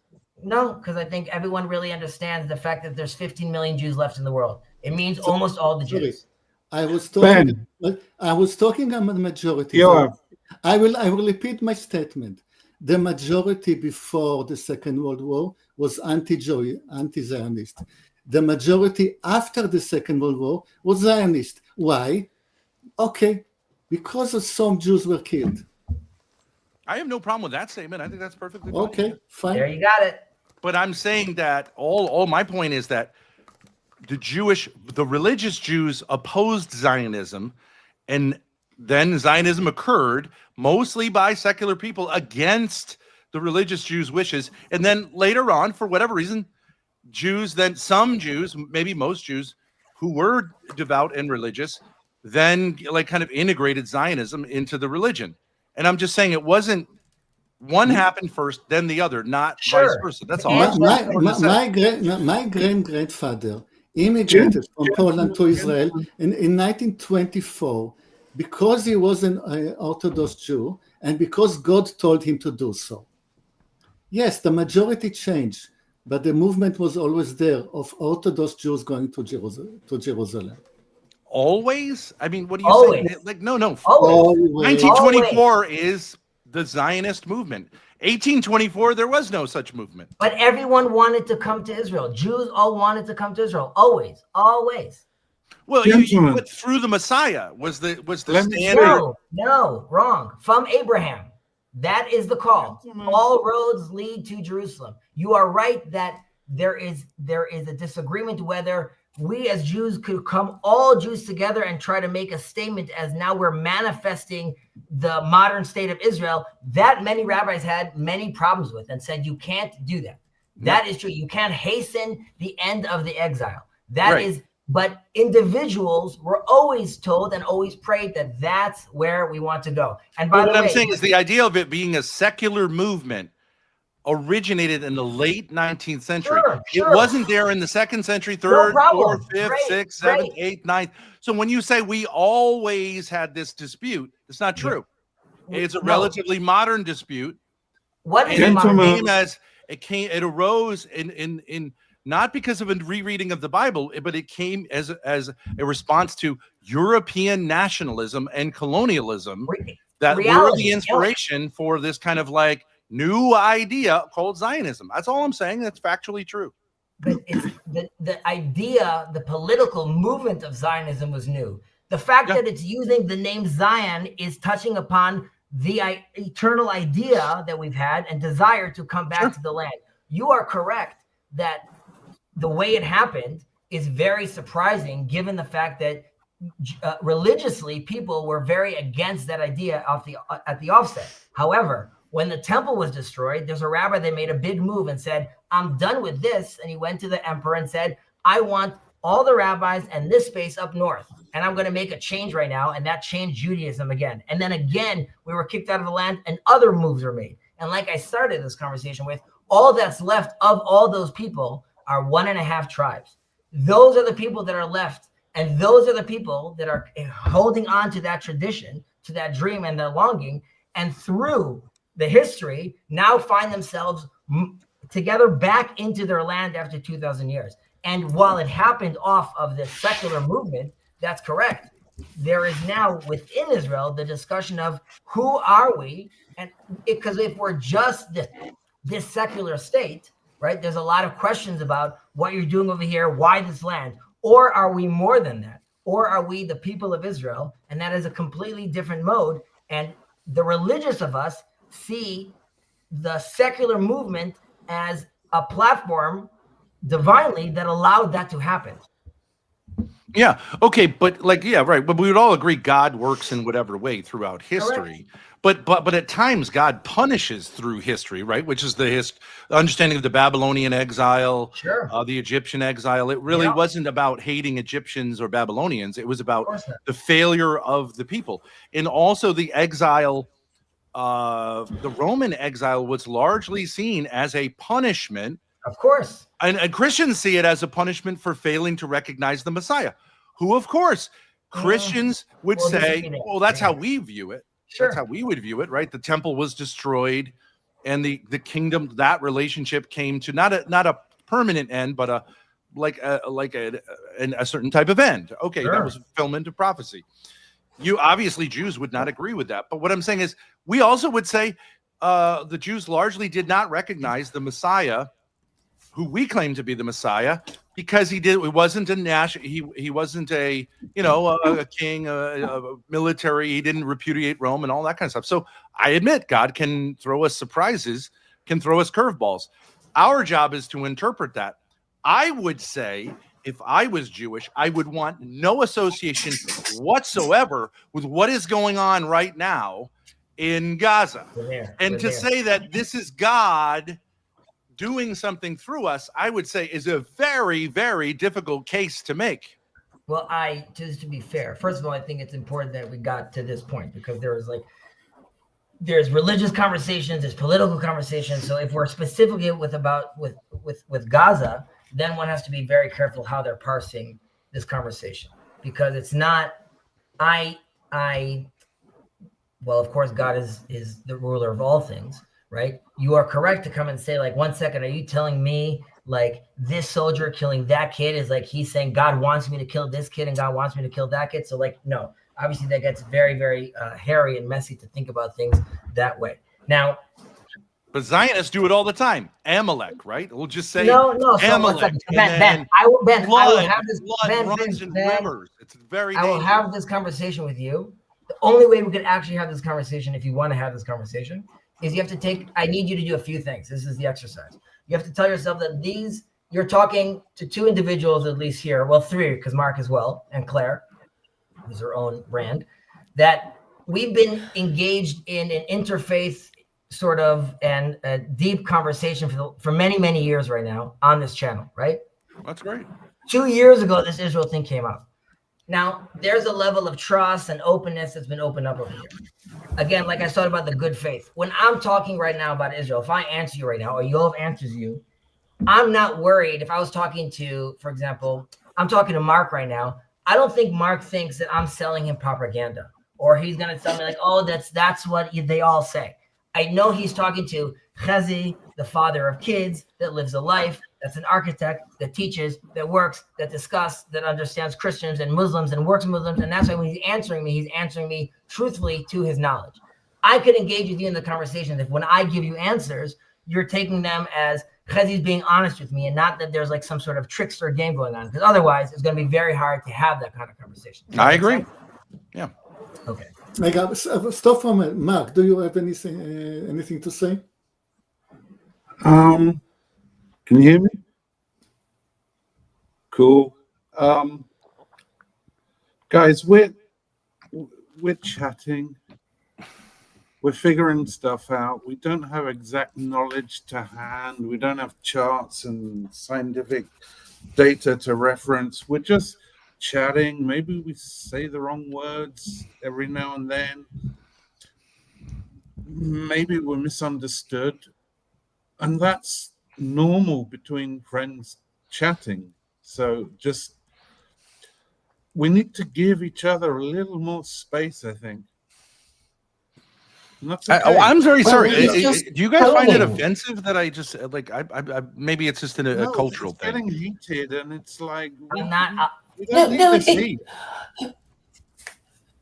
Look, I'm happy to answer Ben's questions, but yeah, he hasn't really got a question. It's like, oh, the Gazans. Okay, Claire, what are Jews expected to do about it? But I don't think. What are they expected to do about it?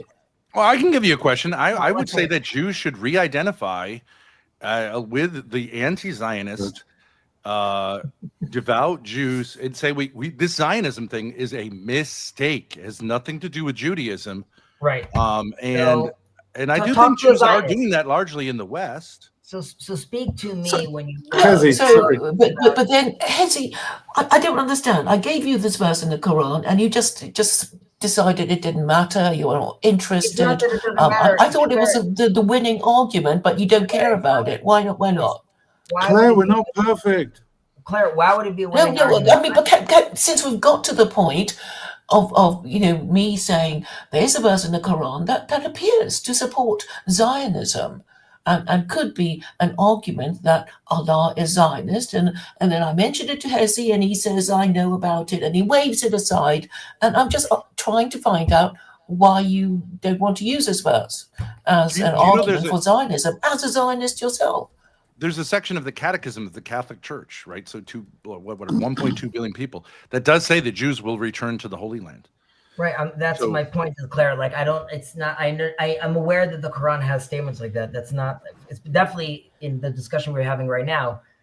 There's clearly a split over here between the Jewish people, right, which the Quran or the Christian faith is talking about, and what our Ben would ask over here, which is how he identifies the state of Israel as very much not Jewish, and that's why he's saying it's a very big mistake that Jews are identifying with it is a secular state. I mean, we all know that. So I was suggesting, well, maybe people who don't like Jews should, not really make allowance for the fact that they are righteous Jews and unrighteous Jews. But this really brings us, Ben. This really brings us to the question, because presumably, what you're saying is, listen, I'm looking at what's happening on the ground in Gaza, right? And I see fill in the blank over here, genocide, hunger, whatever it is that you're calling that's happening over there. I'm assuming that's the agenda. And it's a shame that a nation is involved with this, a democratic nation, but even more so, you're calling yourself a Jewish nation. How could you do this? Get away from that, run away from that, from like fire, because it's bad for your. Seemingly, if the Chesed you're talking to right now and is articulating himself this way, then it's quite curious, right? Because like, are you condoning all of this, Chesed? Are you saying that this kind of behavior really makes sense? So my argument would be, and I would probably say, like, we don't have to get into all the details, is that there is a very skewed way of how you are seeing this conflict as someone that's very, very involved with it. And there are many claims that I could, quote unquote, debunk, but it's a bigger question of, are you open to the idea where things are not as there seem to be, and there's a tremendous amount of propaganda of their money out there. Now, if you can't, and I understand that there's a whole generation of, and Grace, to take no offense with this when I say this, humans are not made to see devastation constantly all day long. And if you are growing up in a world where all you see on TikTok is death and devastation, it doesn't matter if I give you 1,001 stats showing you that we're, quote unquote, not the bad guys. I truly believe that it's too much for people to take on and handle. And that's why it's a very, very, very difficult conversation, because emotionally also it's very, very hard to compute. We're living in a world where this kind of level of devastation and death is definitely not seen. But again, if I give you raw numbers, right? If we talk about, let's say, the amount of death total in Gaza compared to other wars, and if we look at the amount of bombs that they're using and drawing down, like really everyone in Gaza should have been killed. It's I don't know if that's going to be productive, but if you want to go there, we can. My point being is that we could talk about the numbers. More journalists have been killed in Gaza than in World War I and II. More bombs have been dropped than were dropped on Hiroshima and Nagasaki combined. I mean, what? We talk about the numbers all day. So think for a second. A better idea. Take 1 second, Mark. Take a step back and think how, when I said what I finished saying, you laughed in a way of like, oh, we could go there. And that's it, all of that, not the energy I was giving you. My energy was all that was there. Was there even a space for you to doubt the thing that you're sure you know of? And the response was like, there's no way. So just as an example, if it is true that we did more, we bombed, don't include any bullets or any cannons, just bombs in Gaza, it's significantly more than Hiroshima and Nagasaki. You're 100% right. Right. And then the kind of bombs that they're using in America, the kind of bombs that we're using, the Israeli technology that's very precise, it could probably kill, let's be conservative, 10 to 20 people in this radius. We've shot so many that if you look at the numbers, we should have killed 5 million, 6 million, 2 million, 1 million. But even according there's only 2 million people in Gaza. You can't kill 5 million. Even according to Hamas's numbers, you're at 67,000. Let's make it 70. Let's make it 140. It is nowhere close to anywhere of the damage you would expect. Yeah, I don't disagree with that. Can I make a point that you're giving? Here's what's laughable: the idea that Zionists' propaganda is not dominant over the propaganda of the Gazans. That you're the David and they're the Goliath. That's laughable. We live in the modern world. We understand that Zionists, literally, I could show you a page of all of the media outlets that they literally control and overtly exert hasbara on. It's laughable. It's a joke. If you think you're going to make the argument that like it's skewed against the state of Israel in Zionism, it's laughable. It's a joke. But enjoy the fruits of the joke, because I'm not going to feel it. It's Jews that are going to feel it. And I don't want them to feel it. But if you're going to say, like, you're going to make these laughable claims, you're going to get laughed at, you're going to get offended, and then you're going to get something else, which I don't think anyone wants to see. I got you. So, Mark. Okay, enough. Wait, stop. We're going to have a musical intermission. Okay? We need to calm down. Tell ya, Mark. I think so. That's your claim, and I get it. Like you said, there's no way I'm going to convince you, and you're right. That's it.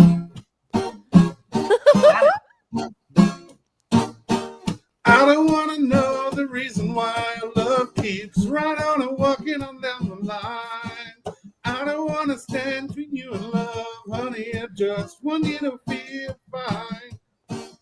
I don't want to know the reason why love keeps right on and walking on down the line. I don't want to stand between you and love, honey. Just take a little time.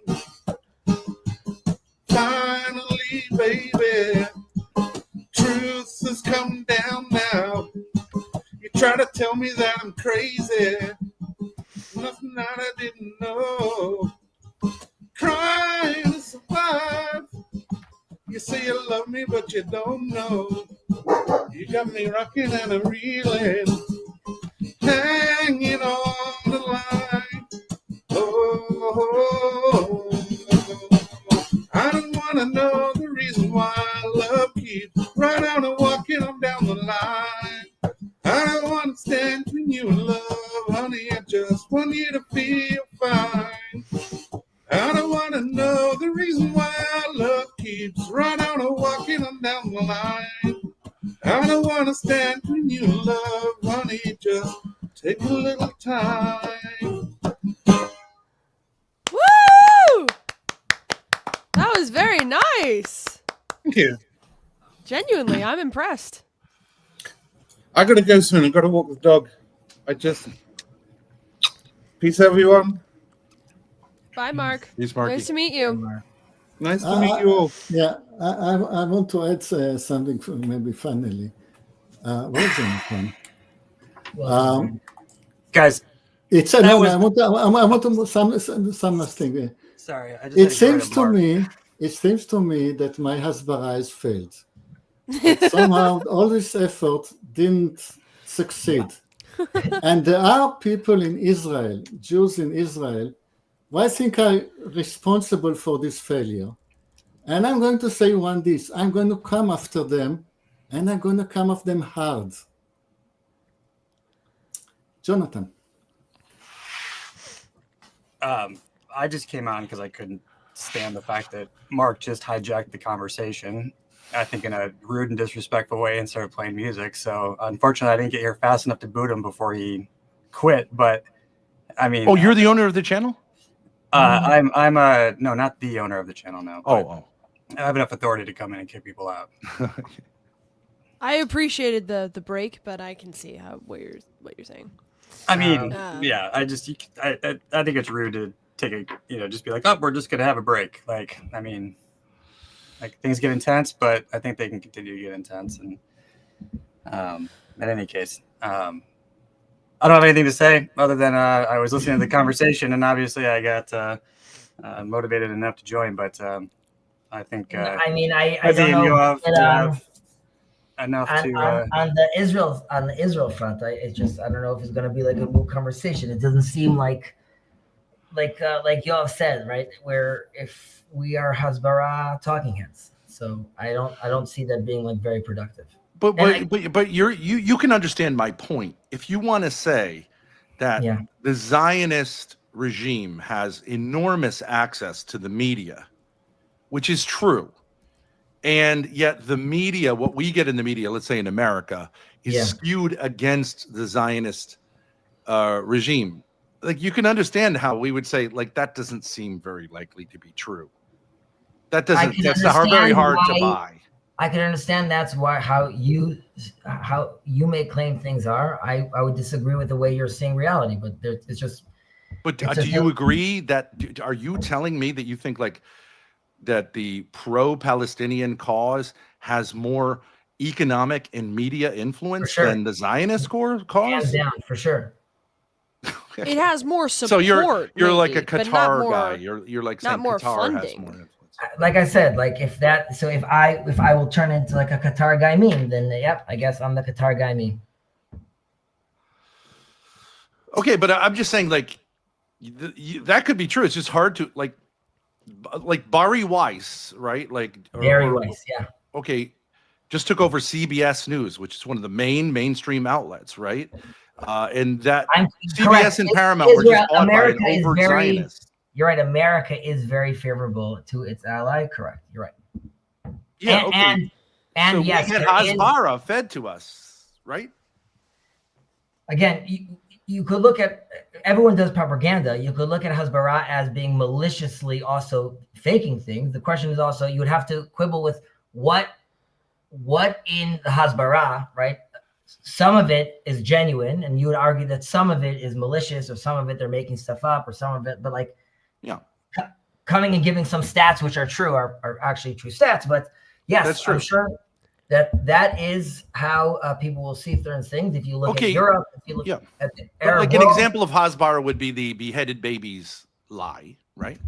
But no, that would not be part of Hasbara, because no government official came and said that, and Bibi didn't come and say that. You are right that that's was leaked, and the U.S. president said it. The U.S. You're president right. Horrible. Immediately called out by Israeli media and news.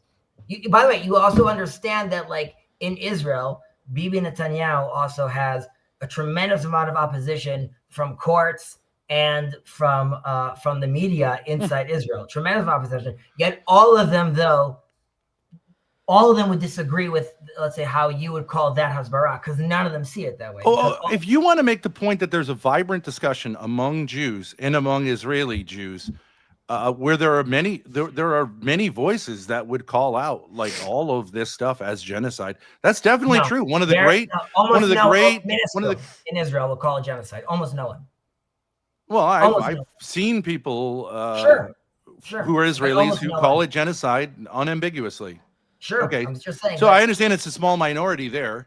Correct. But it's much bigger worldwide, I think you would say, especially among young people. There is a lot of anti-Zionism among young people in America. And I think they're the most articulate. Actually, I think the most articulate are the ultra-Orthodox Jews who see it as like against the religion of Judaism. I think they're beautiful people. That's not all ultra-Orthodox. I know. I'm saying the anti-Zionist ultra-Orthodox. Right. There's a million that live in Israel that are opposed to the secular manifestation of it. Nevertheless, they see themselves as part of sort of this ride, while hoping sort of to correct it and fix it from within. But they have an aversion to a certain degree from, like I'm saying, they don't join the army, which is a big point of tension, like in Israel, of course. I'm sure that's called the Haredi, right? The Haredi. Well, Haredi in Hebrew means fearful, or like Hared Hashem, fearful of God, or have reverence to God. So in that sense, I would see myself also as a Haredi, but it has now taken on a political and theological form as well. So the word is associated with them, but that's it. Oh, okay. Yeah, like I don't really have that much skin in the game as an American. It's my tax dollars that I oppose going to this kind of stuff. I don't think it makes any sense. But and I oppose my sons going to fight a war on behalf of a project that I think is insane from the beginning. Other than that, I have no skin in the game. But if I was Jewish, I would think as a Jewish person, I would not want to be associated as a Jewish person with what's going on in Gaza. Now you could say that's Hasbara or whatever. If you saw it your way, correct? Like the way I see it, for example, is, of course, any needless death and devastation is horrible, and war is horrible as well, of course. And I can't wait to the time where I could live in peace with my Muslim brothers and sisters. Inshallah, that will be amazing. And it's very important that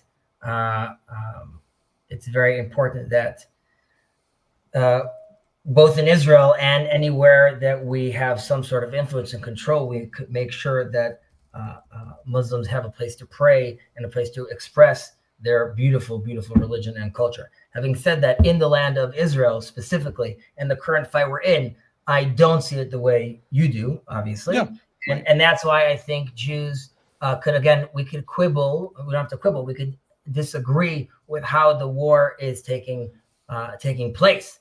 And if there are mistakes during war. But the fact, do I think it's like a just war? The answer is yes. I think it's a just war. I also think it's beneficial to the world, to America, to with regard to how, again, the way I see it being framed, including the axis of Iran and Hezbollah and its move and terror across the world in general, and in general are, again, as Christians and as Muslims and as Jews, having to fight radical Islam, because that is a very, very, very problematic issue.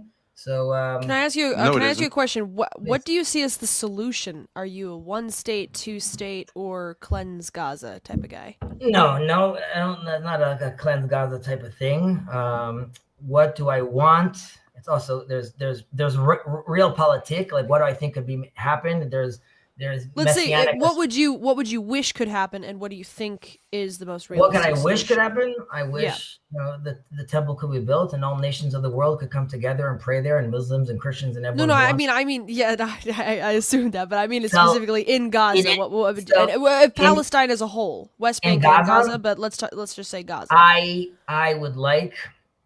Unfortunately, it's really time.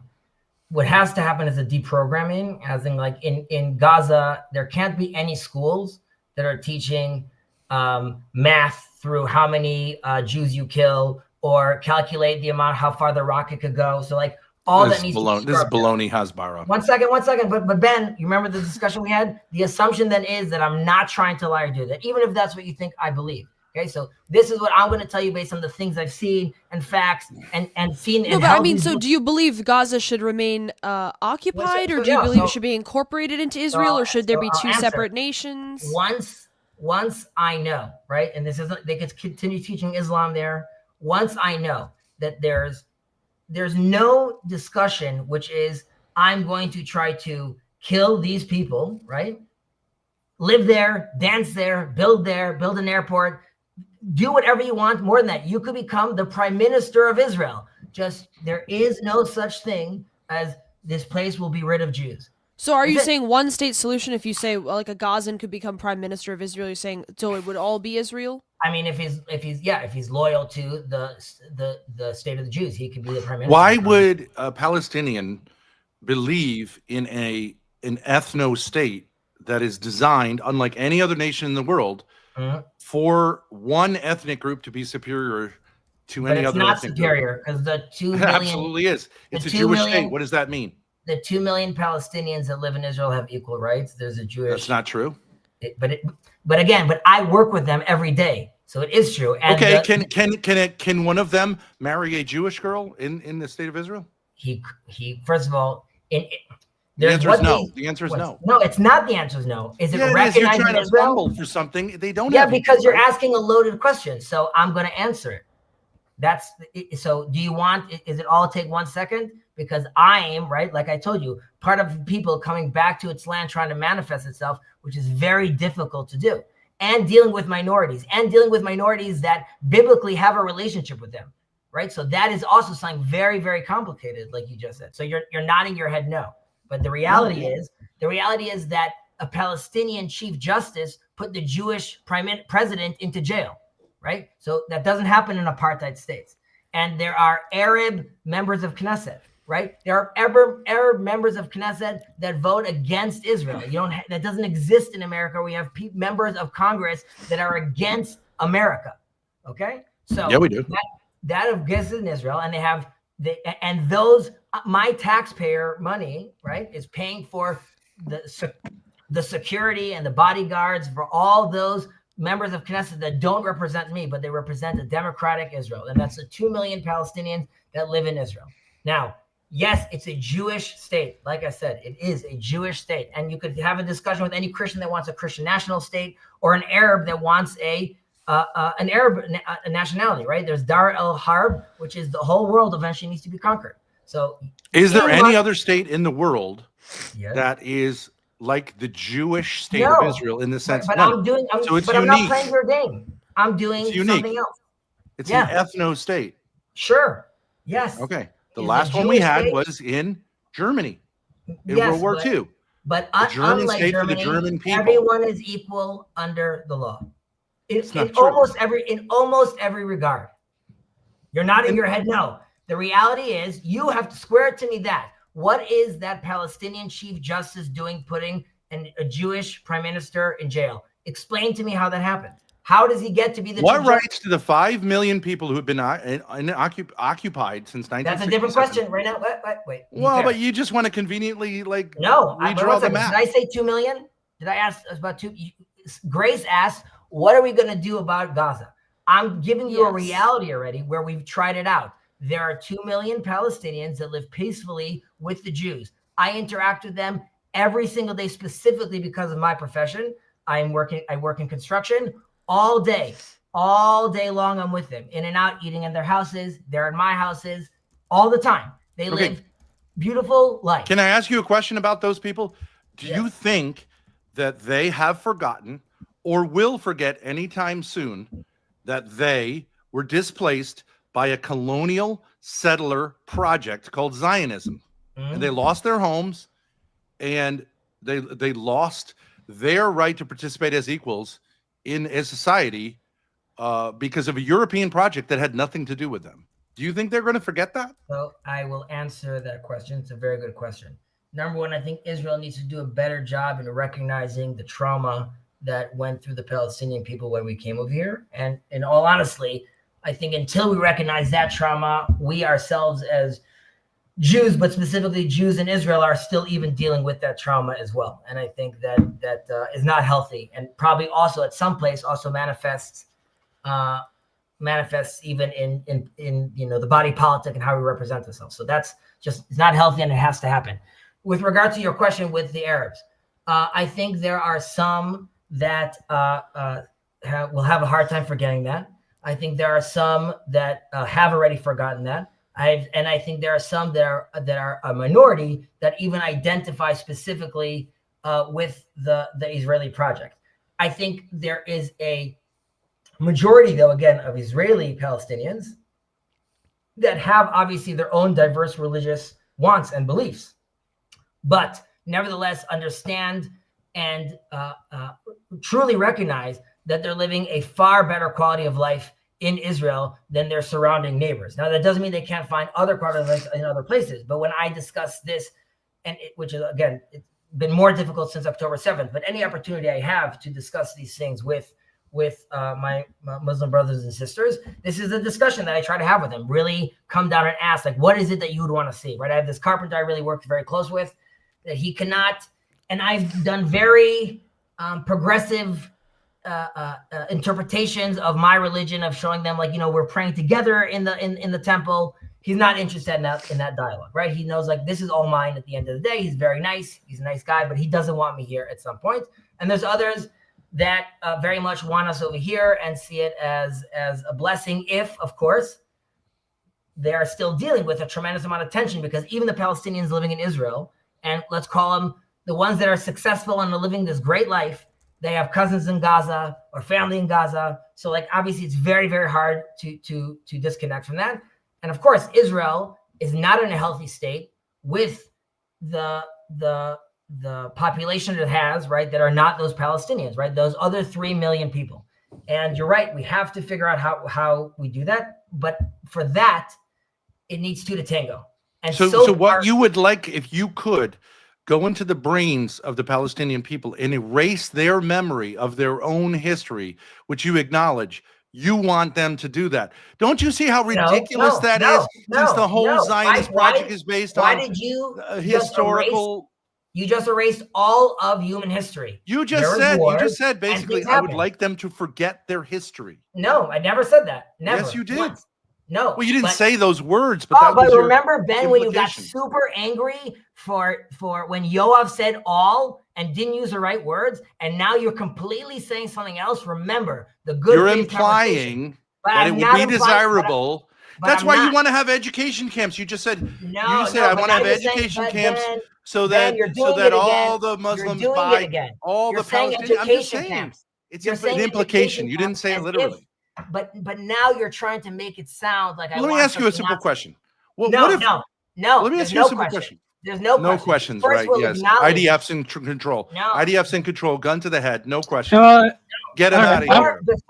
Before you go around and saying camps, how about you first acknowledge all the words of love and kindness I spoke about the Palestinians and my brothers and neighbors? And you don't do any language like this that I'm talking to you right now from 99 of the propaganda heads that you talk about. But yet, even this language for you, all you're jumping on is the things I just said, which are loving and peace-seeking. You turned into, I want to educate people into camps. referencing somehow. You said you want to re-educate people No, I didn't in say I want to Gaza. re-educate them. I said they should have Muslim teachers. They need to make sure they don't want to kill Jews. But you're going to be in charge of their education, right? You're going to be in charge of their education. I didn't say that either. Bring in okay. Turkey. Well, bring in other countries. if they participate in your program, they'll be allowed to educate their children. Don't want to kill Jews. That's it. That's all you need to want to do. Does that? That's the only requirement. Chezi, stop now. Stop. Enough. Let's stop this discussion. It will lead us nowhere. You are correct. So this is my stream that I started. So we're going to take the moment to do the grift, and I'm going to promote the book that I've written, where I've thought about all these things in depth, probably, mostly.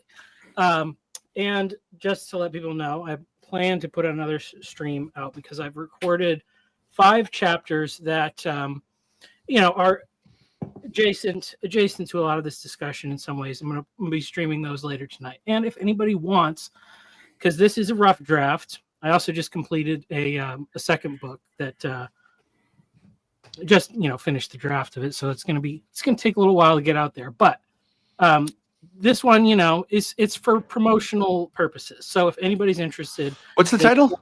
The title is Tents Before Temples: Rough Drafts on Building a Culture That Lasts. So, and it's all the stuff that I never learned in church about what makes the world work, and so it touches on a lot of topics. It's a series of essays, really. But if anybody wants to, they can download a PDF of the book here, and you're giving it away. Yeah, well, I'm trying to get I'm trying to make friends, not make money. I mean, more or less. Well, I do need money too. So if people like it and they want to support me, they can. But I must add, this gentleman Sartori is a genius. He has a lot to say. I wish it said in a thinner book, but it's the next one is much thinner. Can you give us a can you give us a teaser? Why read the book? What's the hook? I had originally kind of written it, and it's very comprehensive because it's like a worldview curriculum. But my initial kind of idea was to start a sort of a trade school, a sort of discipleship trade school to train people for the church who have like real skills in the world. And really the next book's a little bit more focused on this goal. It's really about a reintegration, because we have all this separation of like politics, religion, and your life at home and your work and all these things and everything that the digital landscape does to us as people, disembodying us and disconnecting us from each other. And so it's really about reintegrating those things. And a big part of it is that in some sense, I think the truth is more simple and easier for us to grasp than probably a lot of propagandists want us to believe. I mean, there's a limit to how far the conspiratorial thinking and the subversion can go before it ultimately collapses. And I think that in an ultimate sense, there's a lot still to be hopeful for. And really, the people who will succeed in shaping the next generation are those who work to build something rather than simply tear down the existing structures. So I love it. That's great. Yeah. Sounds cool.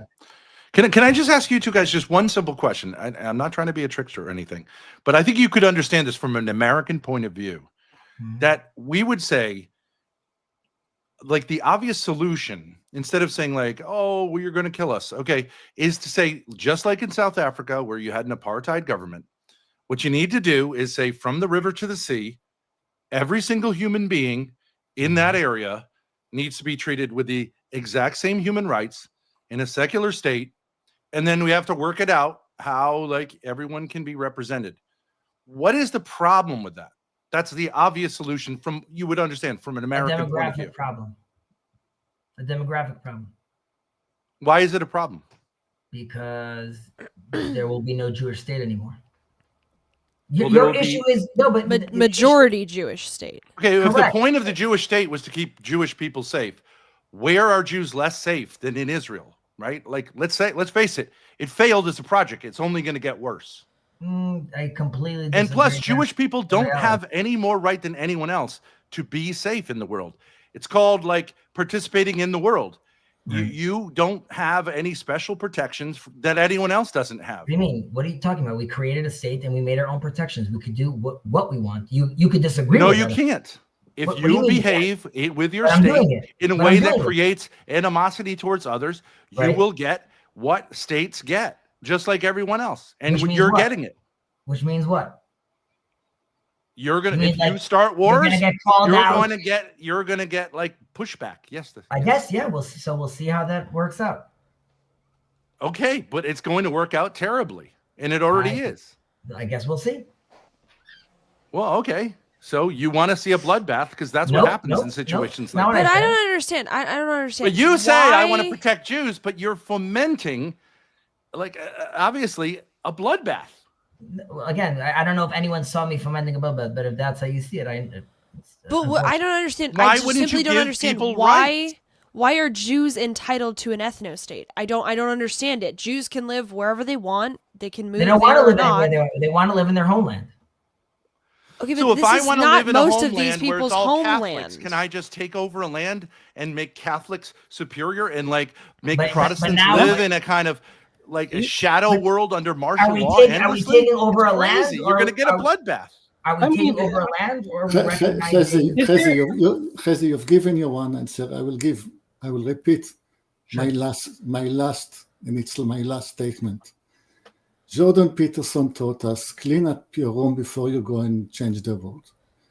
I have some cleaning up to do here in my room. I will discuss the subject with you when this clean up is finished. Do you think that South Africa had a demographic problem, right? Is that the ruling class, which is a racial class, was outnumbered by the class of those who ruled it. And yet we in the modern world said that's not okay. One man, one vote. Every single, pretty much every other country in the world, at least nominally, says 2 million Palestinians that vote in Israel. Just deal with them. Just deal with the 2 million Palestinians that vote in Israel. That's right. And if they're a little angry at you because you stole their land, you're either going to allow them to express their anger, or you're going to have them express it in a much, much worse way when it finally gets unleashed. You can't do this to people forever. Do what for people? Why is it oppress them? Do you mean the situation of Gaza and like the territories? Yes. Yeah, of course. It's not a good and situation. The entire project. No, not the entire project, but yes, definitely the territories are something that needs to be figured out. You're right. But I look, I'm an American. I believe that the way that America was settled was unjust. I think we should have been much more kinder and much more gentler with the native peoples, though I think they would have welcomed us. And I think that Jews would have been welcomed. But instead, you went the way of violence. Did I say? And now you've got people who are angry at you. Sure. And you don't want to deal with it. Well, you're going to deal with it sooner or later. When you say you don't want to deal with it, you mean like the current leadership of Israel? Well, you're not in Israel, right? I am. Okay, where is the nation where the people have always respected like the rights of the land or the people that like, I mean, is there any spot on earth that you can go like that this has been done correctly ever? I mean, I don't know. I mean, my people live in Norway, like they've lived there as an ethno state, but like without saying Norwegians are better than anyone else. I mean, there are lots of places where people just did you say I'm better than anyone else? But Michael, what does it matter? Even if I agree, a lot of states and countries were established with war and violence, but what does it matter? There's a current oppressive occupation going on. What does it matter what happened in the past? Do you agree or not agree that that's wrong to do to people? People should not be I oppressed. agree. That's Okay, like if somebody owns slaves and they go, well, there was slavery in the past. What's the big deal? Like, yeah, no shit. It can be People used change to their say, okay, minds. like we're not doing anything different. And it's true that like there were many settler colonial projects. Most of Africa was colonized by Europeans, but like only Israel hasn't got the memo. Like European colonialism is like not cool anymore. And okay. Yeah. Also, I'll say it from the American perspective of things. You know, obviously, there was written into our Constitution no specific state religion, because the people who had settled here had experienced the problems and the that come with that. You know, for any minority group. So the idea is that you have to have some sort of a majority in charge, or you know, the majority that gets in charge. The question is, how are they going to deal with those minority groups? And it, just from the sake of the way things work out, you know, from wisdom, if you put marginalizing them, or you know, intentionally limiting their rights and freedoms, you know, there's always the chance that that's going to come back to bite you. Now, I think one of the problems that happened with America is because the lack of specificity in the way that they wrote the Constitution. I don't think the founders ever thought that we would default to a secular, atheist, materialist, neutral position, and obviously that has been very, very problematic. And regimes that explicitly, you know, hold that have been the most destructive. So it has to be. A lot of the founding fathers were very thin on religion. They were not devout Christians. Yeah. Yes. But so they believed reason could solve all problems, which of course is idiotic. Well, yes, but I mean, you know, so even if you think like, you know, like a lot of people say, maybe most of them are deists or whatever. Well, the God of deism is one who's not stepping in to fix everything all the time, but he's also not really policing people's behavior a lot either. So,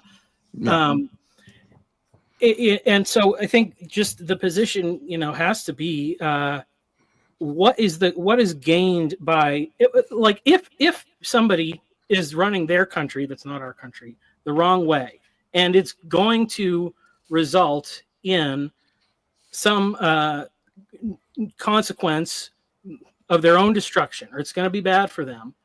Yeah. What should we? I mean, maybe we should just let them do it. And no, I mean, Ben would say, "Why am I paying taxes?" Then, like, obviously, like, correct. Like, I shouldn't be, at the very least, right? If I disagree with the Israel project, why, as an American, is my country involved with, you know, these shenanigans, right? Yeah.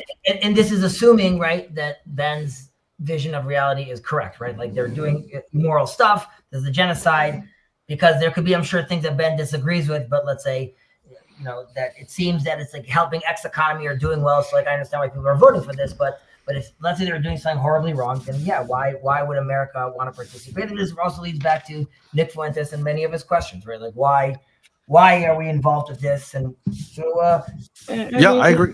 Well, and you know, it's like, so, and we're so concerned about the rights of a certain group of Islamic people in this certain one area, when in like dozens of other Islamic countries, people are just leaving. They have all the natural rights to their lands, and they don't want to be there. They want to come over here, you know, like, or they want to come to Europe, over where? To America or to Europe. Generally speaking, Muslim populations don't want that. Don't want to come over here or to come over to Europe. Most people stay in their own homeland. To say that it's uniquely Muslim to want to go to well, Europe where are or the America? influx of immigrants, especially? I mean, in America, we have a lot coming from the southern border, but well, they're driven by the Israeli wars as refugees from their own country by the incessant, endless warfare of the ones a we also started psychotic with Bush, right? state, Yeah, which always starts wars. And yes, they become refugees and look for refuge in Europe. Yeah, like Ben, don't forget. We had, like, you know, that whole memo that we got, all the other wars started with George Bush. There's also the liberty. Can't forget the liberty. Yeah. Ready for that point we were messing around. I just want to make sure that we hit up all the points of Okay, well, so, right, and you say those are anti-Semitic points, even though no, they're true. Who said anti-Semitic? I just They're said true. I want to make sure They're true. we involved all of Israel's treachery. It should just be very clear. Yeah. How about this one? Who wants Israel to live in an Israel Islamic country? introduced the world to terrorism. They were the first terrorists.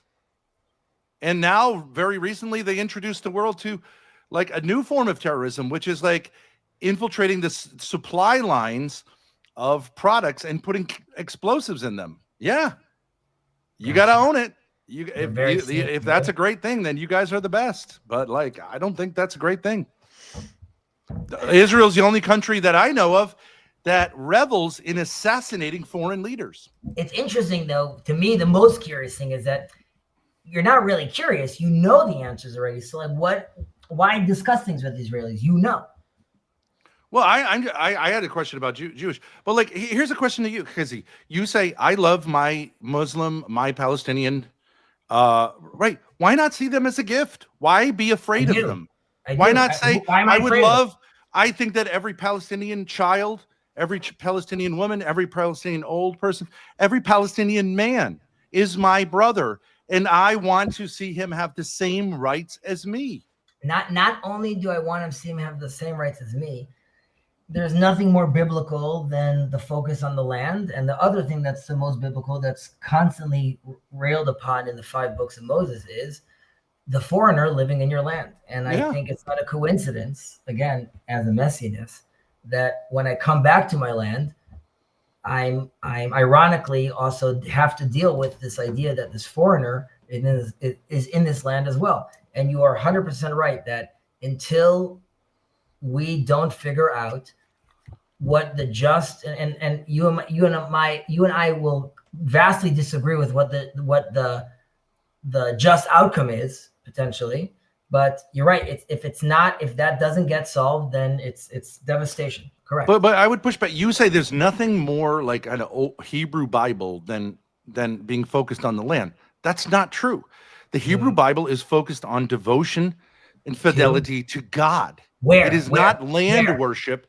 Land worship comes not from land worship. Not land worship.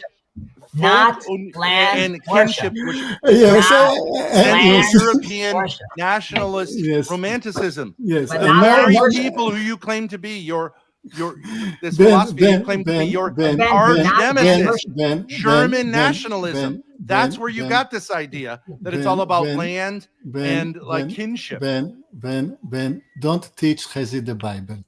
You're going to lose. Chezi knows the Bible better than you. It's not the point. Well, he apparently doesn't, because he said the number one thing in the Old Testament is this kind of land worship. That's not true. But I never said, again, Ben, you're so silly. You forgot again to being very specific about your words. Twice you did that, and before you got mad at Yoav, shame on you. You can correct yourself and say, like, no, actually, the Old Testament is about worshiping God, not worshiping land. But I think Zionism displaces the worship in God with the worship of land. I didn't say land worship. The place to worship God as a people can't be in a vacuum. It has to be in a land. The only way I could worship God through his fruits is when I grow fruits on a land. The only way I could build a house and shelter for my kids is on a land. That's Central European nationalism. That's not true. Jews thought for 19 centuries they could be devout Jews. Yes. Anywhere. Correct. You could be a devout Jew anywhere. Who claim to be the correct interpreters of the Old Testament would say that, yes, you can worship God in America, in Siberia, anywhere. That it's ridiculous to confine worship of God to a particular place. But who can find it? You. When?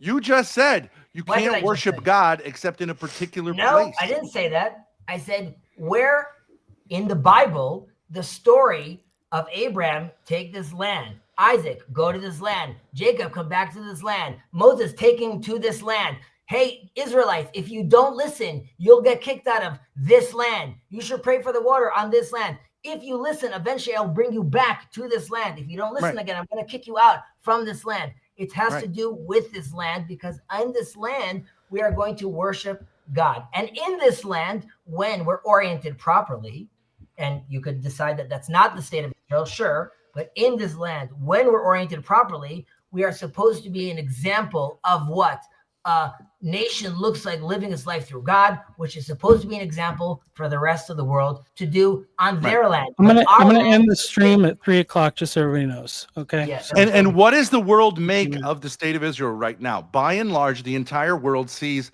the state of Israel as a pariah state that is a shame among nations. A you're shame. right. It is a problem. Again, I have other interpretations that You think it's a city on a hill? Like, it's crazy. No, Look what's going on there. You wouldn't disagree with that. You're saying currently, right now, it's not that, or the state of Israel is not that. The entire history of the colonial project in Palestine, to me, is an absolute scandal compared to like what the Bible teaches us. Absolutely. I will agree with you that if we end up not manifesting into what the Bible is talking about, then it would have been a huge scandal. You're right. Well, it's going to end up that way. I hope not. I really hope not. Yeah, maybe. But why wouldn't you say, like, well, the first thing we should do is treat people whose land we stole with a little more respect? But then wouldn't that be step one? Well, no. Well, step one that's would not be, step one. No. But Step you just one, blah blah blah. I love my Arabs brothers and sisters, but I won't even admit that I should treat the people whose land I stole with respect. That's too much for you. That's crazy. I'll end like this. Grace, it was lovely. It was lovely talking. Ben, I hope you could understand that the people seeing this, right, don't see you as being like being in good faith. It doesn't mean in any way that there's any malicious intent, I don't think, or there's no malice from me, but like, it's very hard for me to play with you in this space.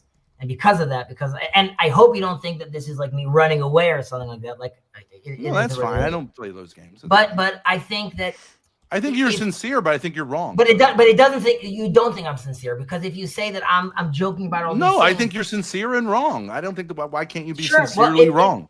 So when I sincerely say that Israel has to recognize with the trauma we've caused the Palestinians, you should look at that and be like, oh, that is a recognition I want Israel to have. You're right. And but when I ask you, should you respect them? You say no. When did I say no? I do respect them. I said step one should be that you treat your Palestinian brothers and sisters with respect. And you said no. No, I never said that. I do treat them with respect all the time. Well, how about giving them equal rights? Isn't that what respect looks like? Do you mean, like, again? They don't have equal rights. They have ID cards that says their ethnicity, and they can't own 80% of Israel. They can't own the land territories. Why shouldn't they have equal rights? But they do have equal rights. You mean or a nation of their own? They have no rights. They could have a nation of their own. We tried and offered many times. That's a lie. It's just no one believes your lies. I mean, okay. I know that you believe them, but like, no, right? But doesn't care. Right, no one cares. Oh, the owner of the channel is here. No, it's even better. Hello, Jacob. Chazi. I'm leaving, Jacob. No, you don't have to leave. But I hope. But Ben and Grace may have to leave. No, 1 second. I hope not, but we'll see. 1 second. Jacob, wait. I'm gonna leave. This is a good opportunity. Ben and Grace. Again, I say this, and I mean this honestly. Forget me. Jacob is an anti-Zionist. He could explain what that means if he wants to, but he's very much been like one of those people that you say that thinks Israel is Satan's work and it shouldn't be over here. More Jews are dying over here. It's horrible what we're doing. Okay, now I acknowledge not all Jews agree with Zionism. That's fine. We love Jacob, and Jacob and I have been in dialogue for years, and I love Jacob dearly. Right now, Jacob will give you his day in the sun, so to speak, and then you have to ask yourself, if you end up this conversation thinking also he's full of lies, right? You have to then ask yourself, what is the information that you need? It doesn't have to happen in this conversation for you to change your mind. And ask yourself, is there anything that could be presented? And can you articulate what that would be? Okay? And you have to ask yourself the same question. Sure. And I do that all the time. The example would be, I'm challenged by this beautiful man over here, Jacob, all the time, every day. And by many people in Israel, and by the fact that I need to live with my uncle, my other uncle, my cousin, another cousin that all died and were murdered, unfortunately, and I have to live in this reality that I choose to live here and raise my kids over here, and am I making a huge mistake? All of those things are something that I have to, of course, think about. But I ask you, please, take what Jacob says seriously and consider those things. I wish you guys a fantastic weekend. And Nice meeting you. I appreciate your honesty. I mean, I appreciate that be able to have a conversation. I don't think anybody thinks he was lying in the sense of saying something he doesn't believe in just to say it. Seems sincere. So as has been noted, I don't usually come on the Sabbath, but I am here, and there's a reason for that. My channel is not a place to spread anti-Semitic propaganda. I am not accusing you of deliberately spreading anti-Semitic propaganda. I want to know what you're doing here. You are more prominent YouTubers than I am. Please go ahead and introduce yourself and your agenda. Well, I'm more the person who wants to be here than my daughter. I have a master's degree in theology from from a Catholic university. My main thing is like I see the rise, especially among young Catholic men, following a guy especially a guy named Nick Fuentes. Very aware of it. We've had streams about Nick Fuentes. Yeah, so I see these trends, and I would like to have conversations with Jewish people, because I think a lot of times Catholics have conversations with Catholics, Jews have conversations with Jews, Muslims have conversations, and I do think it's important to have these conversations, and to figure out, hopefully we could find a way to avoid misunderstandings, things that are legitimately like bigotry. I agree with you. My question is, how did you find this channel? Oh, it was just randomly fed to me. Randomly fed to you. Okay. Yeah, like when you press live. I see. So let me just say, let me ask you, why do you think Nick Fuentes and his, as somebody with a master's in theology and who I assume is a faithful Catholic, why do you think that this Groyper movement and this anti-Semitism is growing? I wouldn't equate Groypers with anti-Semitism necessarily, although I do think there are lots of them that are anti-Semitic. But I do think part of it has to do with, like, the reason I don't know if you saw when I came on the channel. I did. I don't know how we define Jewish. 30, I don't know how we define Jewish, but I watched that, and at the beginning when you first came on, I was I was watching and I was having fun because you were asking all the same questions I generally ask Chazi, as everyone has noted over and over again, because it is a rule on my channel. This is not a Zionist channel. I myself come from those Hasidic groups that you were describing, which are very, very opposed to Zionism. I stopped calling myself an anti-Zionist because the anti-Zionist movement is so anti-Semitic that I could not be a part of it. Now, again, I believe that it is impossible to be a Christian without answering the question, what is a Jew? Because Jesus claimed to be the Messiah of the Jews. Yeah.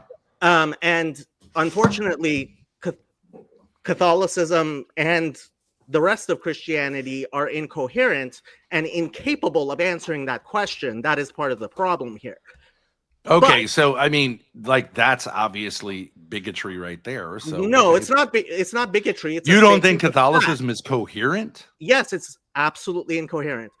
We can have that discussion if you like. I also agree. Okay. I mean, you're welcome to say those things, but like, Catholicism is probably the most coherent religion. We have literally a book. Obviously, we disagree. You are okay. But let's go back to my question. Why do you think there's a rise in anti-Semitism?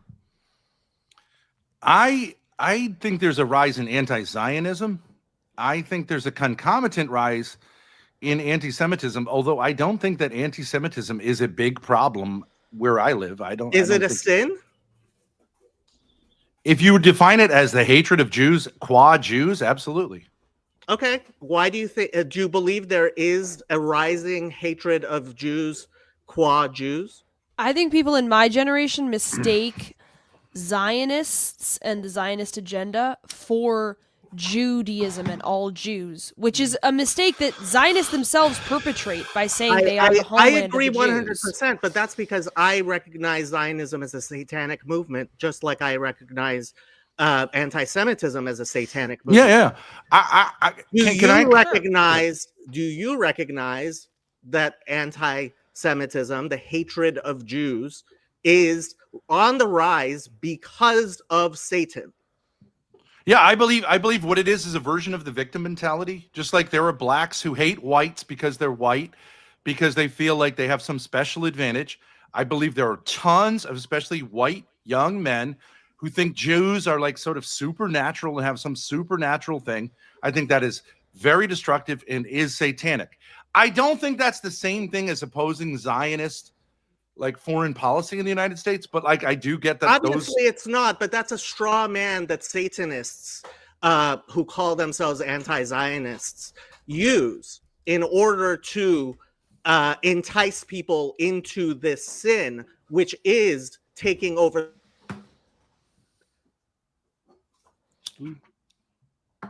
You cut out for a minute there. Well, my point would be like what I'd love to have a conversation with Nick Fuentes. I've had many conversations with his like acolytes. It's very difficult to get through to the inner circle. But what I'd like to point out to him is that I believe Zionists are sort of anti-Jews. They're not Jewish in the sense of the religion of Judaism. They're actually like revolutionaries against it. So like, I think that anti-Semitism and anti-Judaism, anti-Zionism are actually like it doesn't make any sense. Those are not true Jews. Is your concern where is your concern? Is your concern with the fact that there are Catholics, that the gates of hell are actually prevailing over these supposed traditionalist Catholics? Because I'll tell you why I am so concerned about Zionism. It's because I believe in policing my own and my own community. And what I see is that people scapegoat Jews when really the problem is that the Catholic Church is falling. I don't think the Catholic Church is falling. Have you seen the Pope blessing ICE? Yeah, sure. I have no problem with the Pope blessing ICE.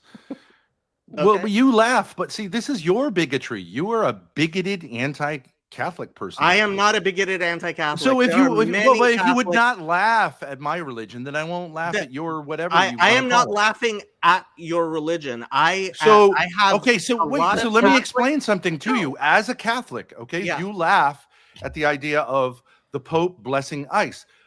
I think most people realize, like, priests bless cars. There's a procession in our town where the priest blesses boats. A blessing just means, like, sort of like you're pro this. What did you think of that of that recent confirmation? Was it of the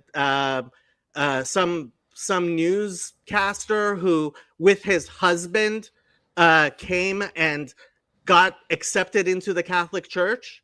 Does that homosexuals, people who have same-sex inclinations are not barred from the Catholic Church by any stretch of the imagination? Yeah. Okay, I didn't expect them to be barred from. Are you going to tell me they were married in a Catholic Church? No. I am going to tell you that from what I saw, and I hope it's wrong, Father Jeff Martin, who says a lot of things. James Martin, sorry. I went to school with him. And he gets he's seems to be a Catholic priest in good standing. Yes. Does a lot of things which, if it was in my synagogue, I would not put up with. Okay, basically what happened was Father James Martin, what does it say here? Celebrated the confirmation of a married gay man, openly gay man. And the sponsor of that gay man in his confirmation was his husband. Yeah. I understand that, like, yeah, James Martin is someone who pushes the envelope a certain way, but he is respectful of the Pope, and he doesn't say anything contrary to the teachings of the Catholic Church. There is a wide spectrum, and generally speaking, the Church has taken a different tone towards LGBTQ people, though the teaching remains firm. I don't know why you say that means the Catholic Church has fallen. I can jump in here. So because here's the thing, and this is really the reason why I read my book, or why I wrote the book that I wrote, because I have young children and I'm very concerned about their future and the culture that I pass on, and the central part of that is our faith. Now, I received that from my father, who I said he converted, he was born again, so he left the Catholic Church. He left on good terms with his family and all that, and my parents did a good job of transmitting that to me. But if you look at my uncles and my cousins, like, so my grandparents, very, very religious, traditional Catholic. My uncles baptized and confirmed, but very much wanting to participate in that American dream. They're highly educated, very successful. One was a union president. The other one just made a boatload of money in commerce, industry, and so they have kids, and they send all their kids to school. What you mean is he was in the mafia? No. He was. I'm just kidding. Yeah. That's just making no. Yeah, they were. No, so yeah, they're very much on the like Anglophile. Yeah, assimilationist. Yeah, sure. So but then you get to my cousins. Two are PhDs. One is a lesbian and a card-carrying communist. Another one's non-binary.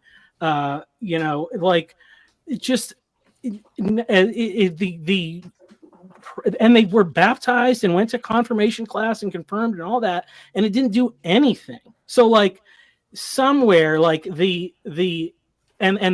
is not unusual. Like the great upsurge you see of people, like when converting, if you convert to Catholicism, you always come in with that new energy, you get the zeal of the convert and all that stuff.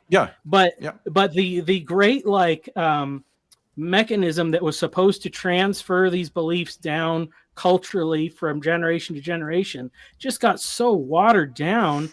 And it's not like a machine. I mean, obviously you can individually fall away from the faith. Here might be a newsflash to you. Protestants have had the same experience. Well, of course. I mean, and that's why I'm not saying, I got the bet. That's and like, Jews and Muslims and right, yeah. I mean, and those are the questions I sought to answer: is what actually makes the difference. I have to say, there's a reason I'm bringing this up, right? So, Father Eric Seitz, who is the official Roman Catholic priest of my Discord server. Yes, I have an official Roman Catholic priest on my Discord server. Sure. Right.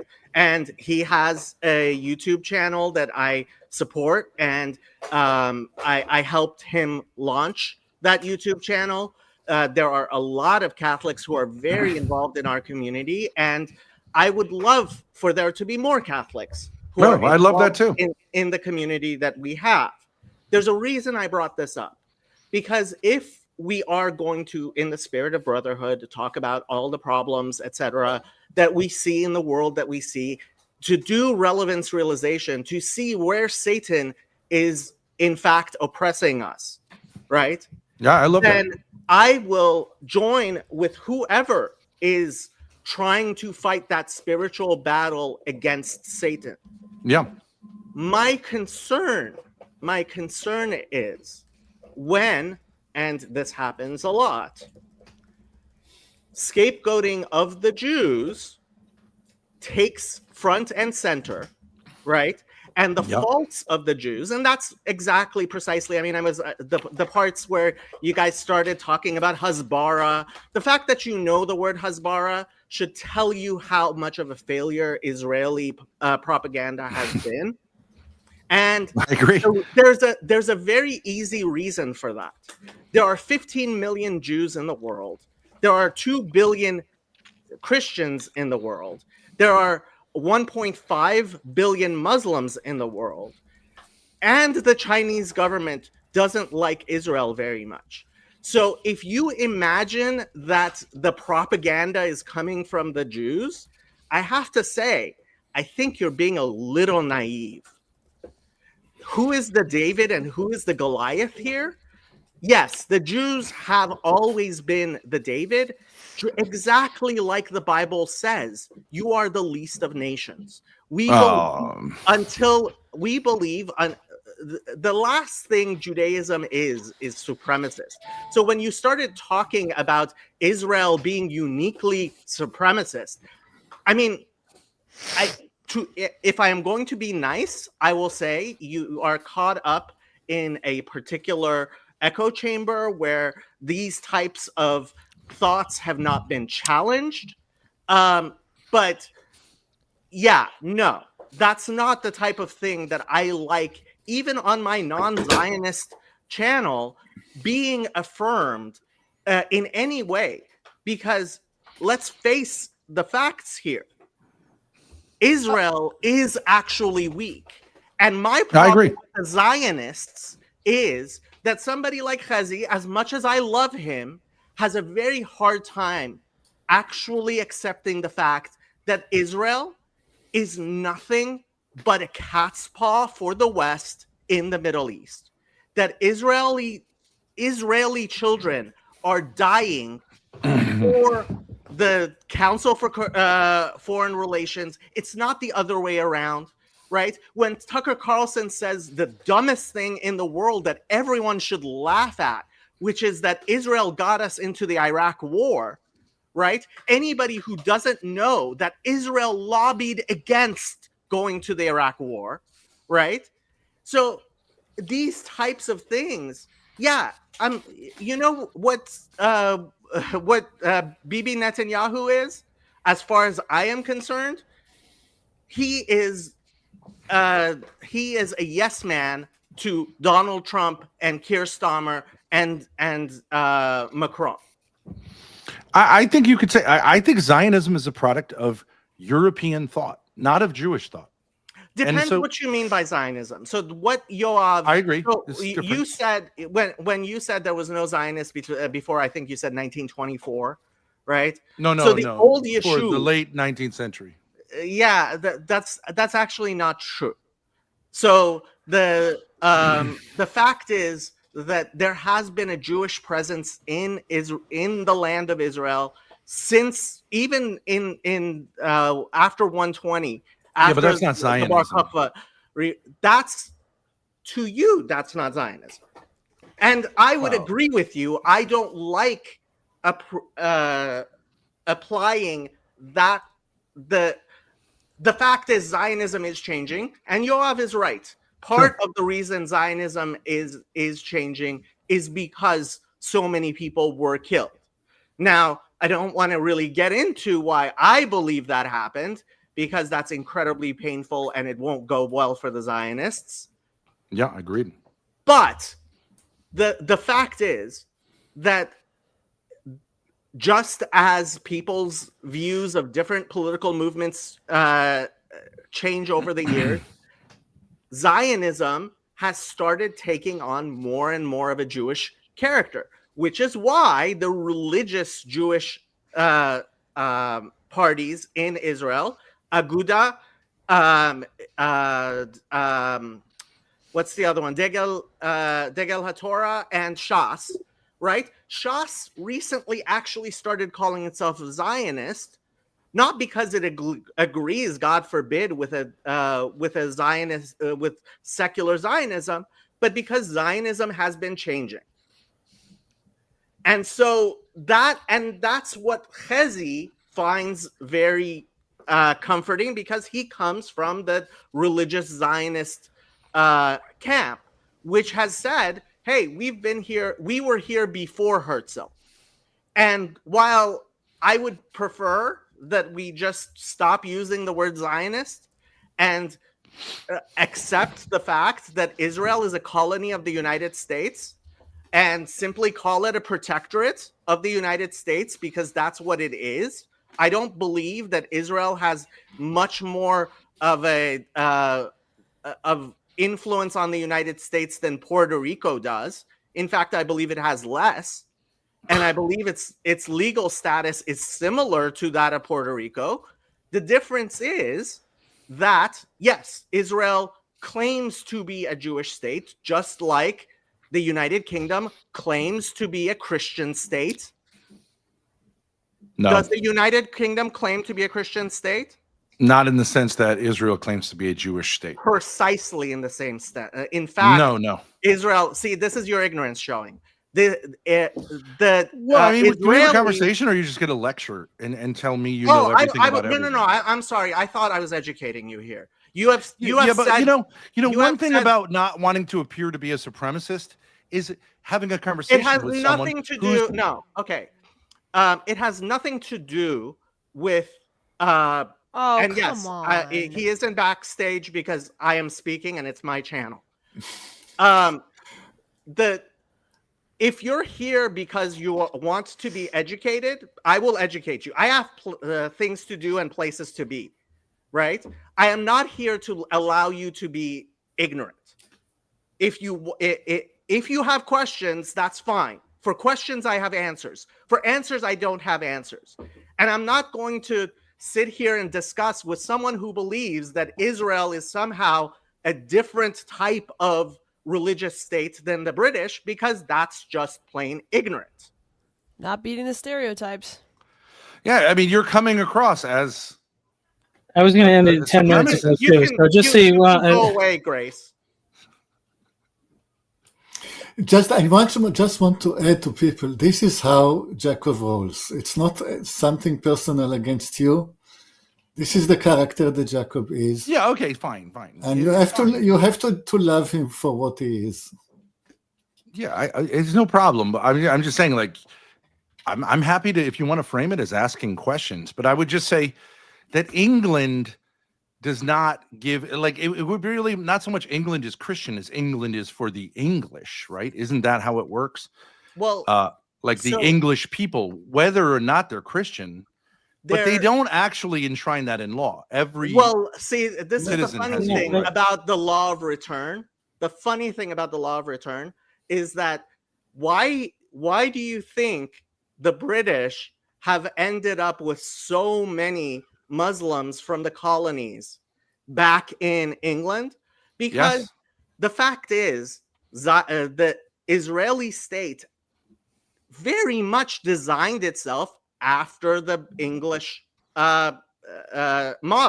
I agree with you 100%. Yes. And to say that Israel is somehow religious in a qualitatively different way than the British is, I'm sorry, it's just ignorant. I would say Zionism comes from two sources. One is British imperialism, and the other is Central European Romantic nationalism, where you get this idea that you need to be people of the land.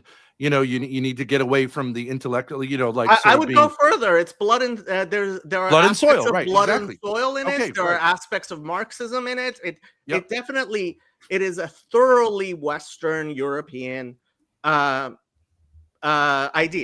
I agree. And to that extent, I would say the folly of Zionism is actually a European folly. And I think that that's an important thing to bring to the conversation, because if you say it's Jewish and this is what Judaism is, then people are going to naturally be anti-Semitic to say, well, this is what Judaism is. No, see, this is a problem. People, I mean, I am not going to excuse people's anti-Semitism, right? If I see Catholics, I have seen Catholics behaving badly. That I do not ascribe every bad thing that a Catholic does to Catholicism, even if I do see how there are Catholic influences. Now, I have to say, when it comes to something like Zionism, which I don't believe comes out of Judaism integrally at all, right? I agree. There are certain things which I do believe are faults, which are uniquely coming out of the Catholic Church. I am not a fan of the chastity rules. But why would you as a Jew have like so much concern with how we run our religion? Because I there's just don't get a billion Catholics in the world. But you don't understand it from within. Celibacy is a long-standing I tradition. don't understand it from within, just like you don't understand Judaism from within. Right. So But I think we're you should be 15 respectful as million I'm being people, respectful. And you're 1 billion people. Okay, so I mean, I agree with Jacob about the problems with the chastity rule. I'm not going to tell Catholics they have to change it, but I think that that's probably one of several things that is the reason why there are still more Catholics leaving Catholicism than there are people entering in. And a lot of and of those who convert, it's still mostly Catholics leaving to. That's not true. Worldwide Catholicism is exploding, but not so much in the West. To go. If you want, if we're gonna go, just end the stream. We have open just chatting a lot. If you want to speak to me privately, in which case I don't have to worry about what you're disseminating on my channel. That might be a better way of starting a conversation. Would you ever want to have a debate? I don't a friendly debate. I'll do conversations. Yeah, I'm like not a conversation type of debate where we just, maybe. If you want to invite me on your channel, I would gladly come on your channel. Yeah. Just one thing, I have very low tolerance for bullshit. I think I'm a pretty straight shooter. I don't know. These guys. For the first hour that I was listening to you, I was like, thank God somebody is deprogramming. You can look at my thing, deprogramming Chazi. Once it got into where you were saying things, which I can only take in one of two ways. You are very ignorant or you are malicious. Then that's when it became a problem. Okay. You could have that take on it. It's no problem. I understand I rub people the wrong way, but I think what's important in this conversation, it's important that I take some of your insights as a Jewish person, right? I don't think a lot of Catholics realize that there are anti-Zionist Jews, right? So they just say Zionism and Judaism are one and the same. I think that's a really important point. I'd like to take that back to my Catholic brothers who do number in the hundreds of thousands. Are you aware of Gideon Lazar? The Byzantine Scotist. He's a Jewish Catholic. He's a Catholic of Jewish. He's traditional. He has a YouTube channel. He does a lot of good work in this thing. I've had him on my channel, and we've gotten into it over a lot of things. He's on Twitter. He might be a much better person for you to sure, but I love what you're saying, and I think you have an interesting personality. Thank you. You come across as a little bit brusque or whatever. That's fine. I don't stream on the Sabbath. Right now it is the Sabbath. I came on because I saw something that was going on my channel, which I do not want to see.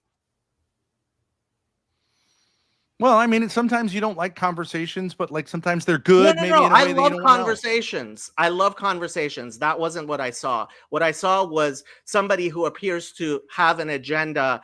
Two people coming on who are experienced YouTubers who were taking advantage of the fact that my dear friends Chazi and Yoav are not experienced YouTubers, and they're genuine, honest people who I agree. I think they acquitted themselves about as well as they could, at the same time, I don't want to see them memed on your channel, which I don't know you well enough to know that they're not going to be. Well, I don't know if these guys want to say that they think I'm anti-Semitic Jew bashing. I don't really think that's how I came across. I would say my curiosity came across. That is definitely, and that's what worried me, because I have been involved in these types of discussions long enough that I can tell sometimes there are vipers who are getting ready to spring. And that's what is not. Well, you might be a little paranoid also, no? Oh, yes. Guess what? Being Jewish has... I am a refugee in the United States, and I may become a refugee again. So, yeah, being paranoid, yeah. Sure. I cop to that. I have PTSD. That's just Me too. a fact. Me too. That's just a fact. So yeah, that's okay. Yeah, okay. So I'm happy to talk some other time. If you want to frame it as a debate, I'm happy to do that. I just think it's important if Catholics are saying certain things, I'm not here to protect Jews from hearing that. I think it should be like, okay, yeah, there's more nuance here. I think it's important we have those conversations. I think basically it's an intra-Jewish conversation, but if you are serious, I expect you to speak with Gideon Lazar because he has a much bigger channel than I do. Could you introduce me to him? Of course. Yes. Okay. So yes, I see you have a Discord. Feel free to come onto my Discord server. And I will, and he's also on Twitter. Gideon Lazar, Byzantine Scotist, might be the better bridge because I do need to go though. I appreciate it. Thank you. Bye-bye. So Ben. All right, I'm shutting it down. That was going to be done 20 minutes ago. So, bye, everybody. Sorry, Michael. All right. Nice to meet you guys. How can I contact you, Ben? We have a channel called Thorpe TV. Oh no, it's not. It's called. Oh, gosh, if you look up Thorpe, but you'll get a lot of stuff that says we're the worst people in the world. But Thorpe, Grace, I don't know, my daughter knows all the. Okay. I'm sorry. I'm yelling at him from the other room. You just changed the names of everything. Okay, we've rebranded recently. His channel is called The Daddy Pill, and his Twitter is Ben Thorpe Abel. Ben THORP Abel. So I'll put it in the back chat. Thank you guys for having us. All right. It's fun meeting all of you. Bye-bye. Okay. Bye.